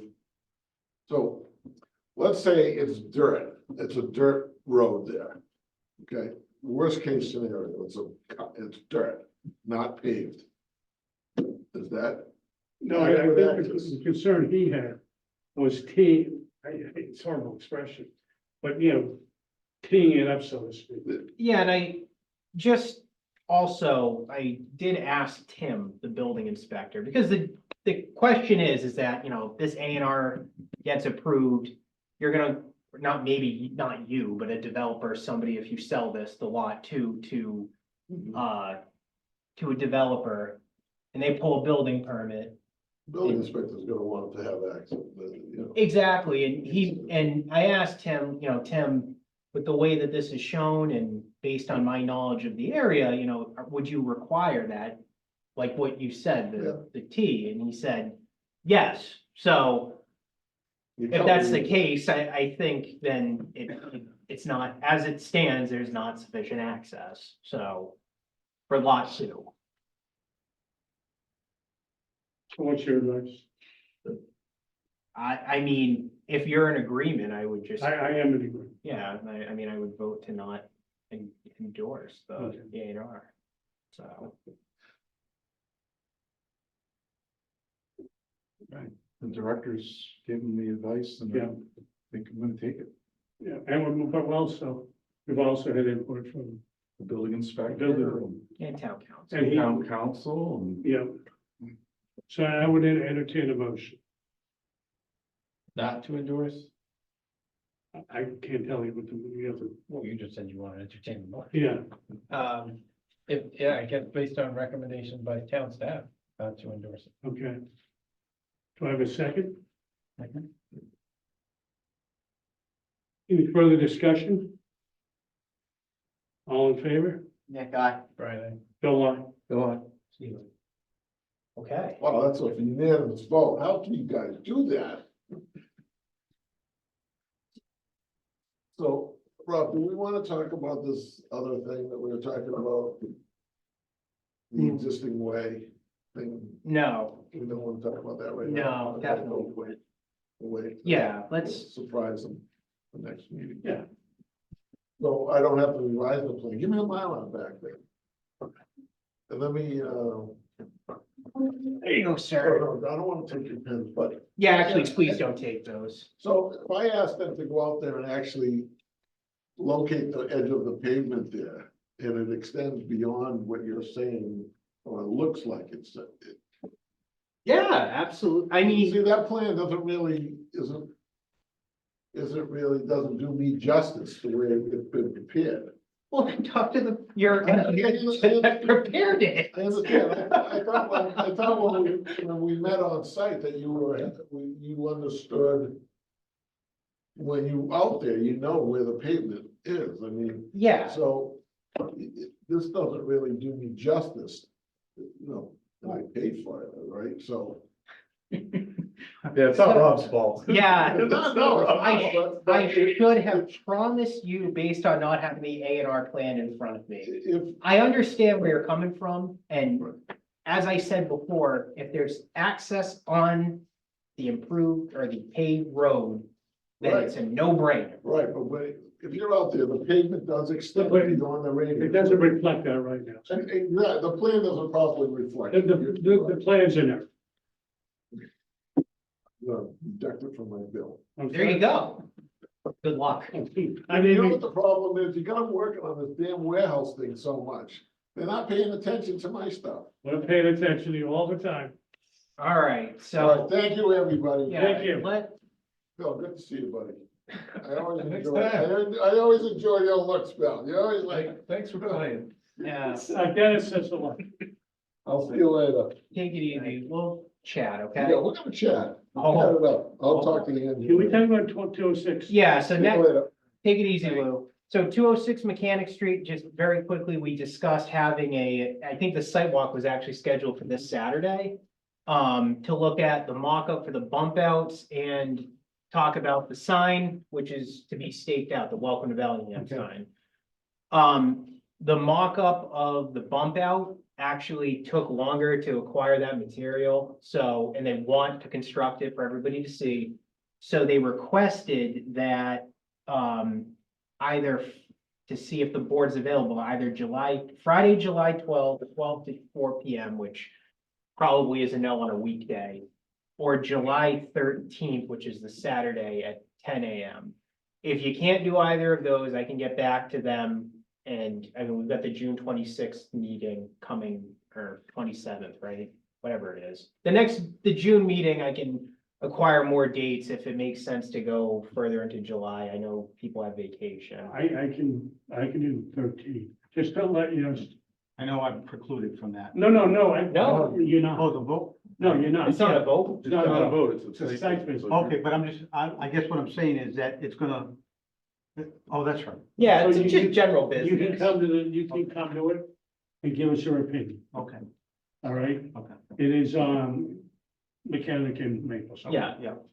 Question. Yes, it's more than, I think, more than just a mock-up, because all three of the columns, they've staged it. I think they're building the bump outs, all of them. I know at least one we discussed that they wanted to build. If they want to build all of them, go. But then we say no. Then we and say then- no and. It's their issue. Why are we there? So. I haven't seen any, we discussed one, so. They're there's something- staging on all of them. Okay, well, that's their own prerogative, so. But this is how they operate. Anyway, they- We're gonna do it, and then you can, you know what, it's gonna get to the point where they said, well, we can't take it down. I'm not, it's not gonna happen. Well, they're all staged, drive by it. They're all being constructed as we speak. All of them. Well, I'll reach out to them and tell them to stop building and just have one of them up and see if they do it. So that's. I'm not gonna intend on. Any way they can stake the sign like as soon as possible? I was about to get to that because. Yeah, the they're gonna stake out the sign as well, and they actually wanna do a mock-up of the two stone samples with the actual mortar, and my understanding is they'll have vinyl samples and mock-ups of the actual sign with the colors to match the building.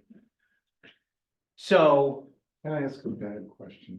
I do not want to ask this question, but the brown, is that the I walked up to the building with the paint chip. brown, the in that- dark brown is what that, Of course, it's high, so I I can't don't actually want- put the paint chip up there. I didn't have a Oh. ladder. But that, What do you think about it?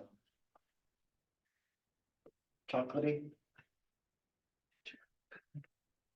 I would say that it's a brown that's not appealing. But whatever was in the plans is what it should be. And it's just stupid that we're even getting involved with this over and over again. It's like stupid. well, I mean, all right, never mind. Okay, so fair enough. Receipt. So the question is are we available on the 13th for a site walk? Yeah, and if you don't want to do it the 13th, I can reach out to them, I'm available. figure out when they want to do another one, or as Nick mentioned, I'll just send an email to you folks when the first mock-up is built and urge them to get the sign staked with those mock-ups. And if you want to go out on your own accord, you can do that. You bring all the samples here. They don't want to go. They are actually going to construct up like pieces of a wall with the mortar site? on site to show you Oh. with the two different ones. Even though it's, the positioning isn't quite, we haven't blessed it. No, I don't think that they're going to start building the wall. They have the stone samples. They're just gonna mock up. It might even be in the parking lot, just so you can see it, What it'll look like. what the stone and the All mortar right, is gonna if look. it's all out there, then we don't need to get together and hold hands and look at it. But they should understand that they shouldn't start constructing the wall, because this is what they're doing. Start to construct the wall that we have yet to say, yes, that's the right. You'll probably be here some cinder blocks. What this is Yeah, we've gone back and forth. Yes, pretty much. Can I just, I'll eliminate the confusion, in all honesty. Let's just do the 13th. Because if we all go there, we may have different opinions. But I just want to have us there, get it done.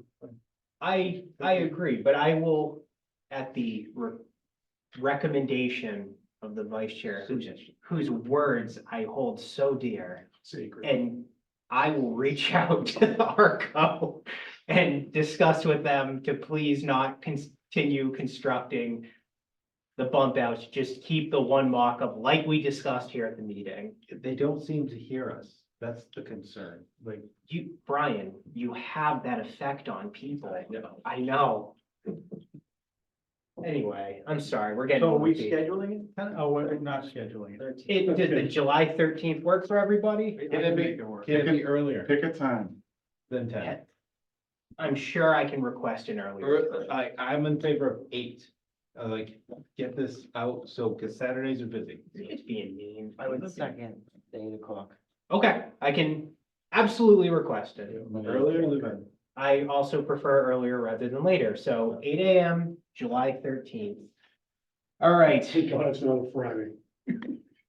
okay, so that's that, and then the last Can I thing, entertain a motion to approve the minutes of the May 9th and May 23rd? Any discussion? I will abstain. oh, for the May 9th, 9. correct? Okay. Yep. You can vote on the May 23rd. Okay. So why don't you take two That's separate two motions? motions, the May 9th minutes. Brian? Nice. I need a second, Second, Phil. because I, well, Yep. so you're, So you withdrew the motion for May 9th Yes. and 26th. We're now just voting on May 9th. correct. That can make it difficult. Yeah, that's okay, Nick. Brian? You can't vote. Brian, I. Bill, aye. That motion technically passed unanimous. Yep. Now I would entertain a motion for, May 23rd. So, Do I have a second? Second, Nick. Okay, any discussion? Aye, Nick, aye. Right. Bill, aye. Bill, aye. That motion passes. Unanimously. moving forward, you can start voting on the minutes. And you are allowed to go too. Congratulations. And, You have. Yeah. and, we value your opinion. Appreciate it. When we go there, can we get a short, what do we need for plans when we want to be there? We don't want to look at the shrubs and stuff, right? What are we looking at when we get there? Just the cutouts, Yeah, if, Cutouts and the the rendering? mock application. Can we have a rent, like I hate to ask for it, but something to reference, like the original, Well, can I just, go ahead, not to getting long. just the objective. We can discuss this in the 20, I don't know, more detail. I can get material to everybody and I would, Rob will figure it out. yeah, cause I Yeah, will that also sounds good. gladly give you all a quick tour of what they're doing over there. It's actually pretty interesting to see how it was constructed, so. But that can definitely be done. I've got it all in the office, so. Again, we have a meeting before. Two quick things, we're all done, two quick things, one thing. I think we're the only board that takes roll calls for every vote, and I think it was originally started incorrectly because of Zoom. Now that we're not on Zoom, like the zoning board doesn't go, Brian, let's agree not to do that. It's for recording secretary purposes, actually. Right here, who makes the motion? If it's unanimous, it's not an issue. And when if you're doing like a second, it's probably good to state your name just for the recording secretary, because I guess it is kind of hard to hear these if they're, I mean, I doubt the recording secretary is using ABMI. I imagine they're gonna be on Zoom. That's a good point. So, So why don't we then just, we'll identify ourselves for the motions and the seconds. We'll take a vote. If it's anything less than unanimous, Bill would say, Phil abstained and 4-1, something like that. that's perfectly fine, because it was just for recording secretary purposes, if you recall, because that was actually something that we changed. And then the roll call came from KP Law. Correct, so. Some minutes were typed up incorrectly based on misunderstanding the videos. Yeah. And then second, you mentioned this in the zoning board, Rob has a lot of good ideas. If we can collectively think of a goal, perhaps that we want to achieve this year. In terms of things, I mean, Rob has ideas about the driveways, the. Drive-through. Yep. He talked about previously. Guys, again. And I think we need to start looking, we can discuss that. But think about it. I will. Yeah, and I think there's gonna be a big approach overall too for zoning, which it'll be a bigger than planning board thing, I think. It'd be a holistic approach, correct? It's gotta be with the all land use boards, everybody's should be involved with it, cause you know, it's a long time coming. We need to really look at these items. Look at, prime example, our sound bylaw for scenic roads. We have found an issue with our zoning just tonight, you know, so. Rob, a topic for another day, but I've mentioned it to Bill, some towns, require people that are building to mill and pave the road along the frontage when they're done, assuming that during construction, trucks and equipment will beat up the road. So it's kind of a way to get road work done around town at the expense of builders. If that gets adopted, you will probably have a statue of yourself at the DPW, the new DPW. May favor that. One day there'll be one, so. No, I think it's a great idea. I agree, we spoke about it. Yeah, I mean, other towns do it, like if you look into, Second, Phil. Yeah, I'll tell you what, how about I know we're busy with a lot of applications, but I think if we have some light agenda items. Or light agendas, maybe there's just one public hearing and a couple of general business things. Let's just throw it on there and we might not even have anything to recommend, but we can keep a compiling list of stuff. Working. Yeah, how does that sound? I think we should start working towards some bylaw changes as well. Yeah, absolutely. Well, that's what this whole thing's about, so. I'm all for that, Yeah. and moving it forward so it doesn't go into perpetuity. I know sometimes these meetings can go on and on and on and on. Yeah, So, absolutely. One thing for the list, and I'll let everybody go, new town planner, just put that out there. You know, I was thinking the same thing. This one's just not cutting it. Not working out. Yeah. You're too kind. All right, Brian, Move to adjourn. all in favor? Nick second. Unanimous. Okay, Brian? You forgot to get a second. All right, we knew. all right, That one wasn't opposed. all right. Oh.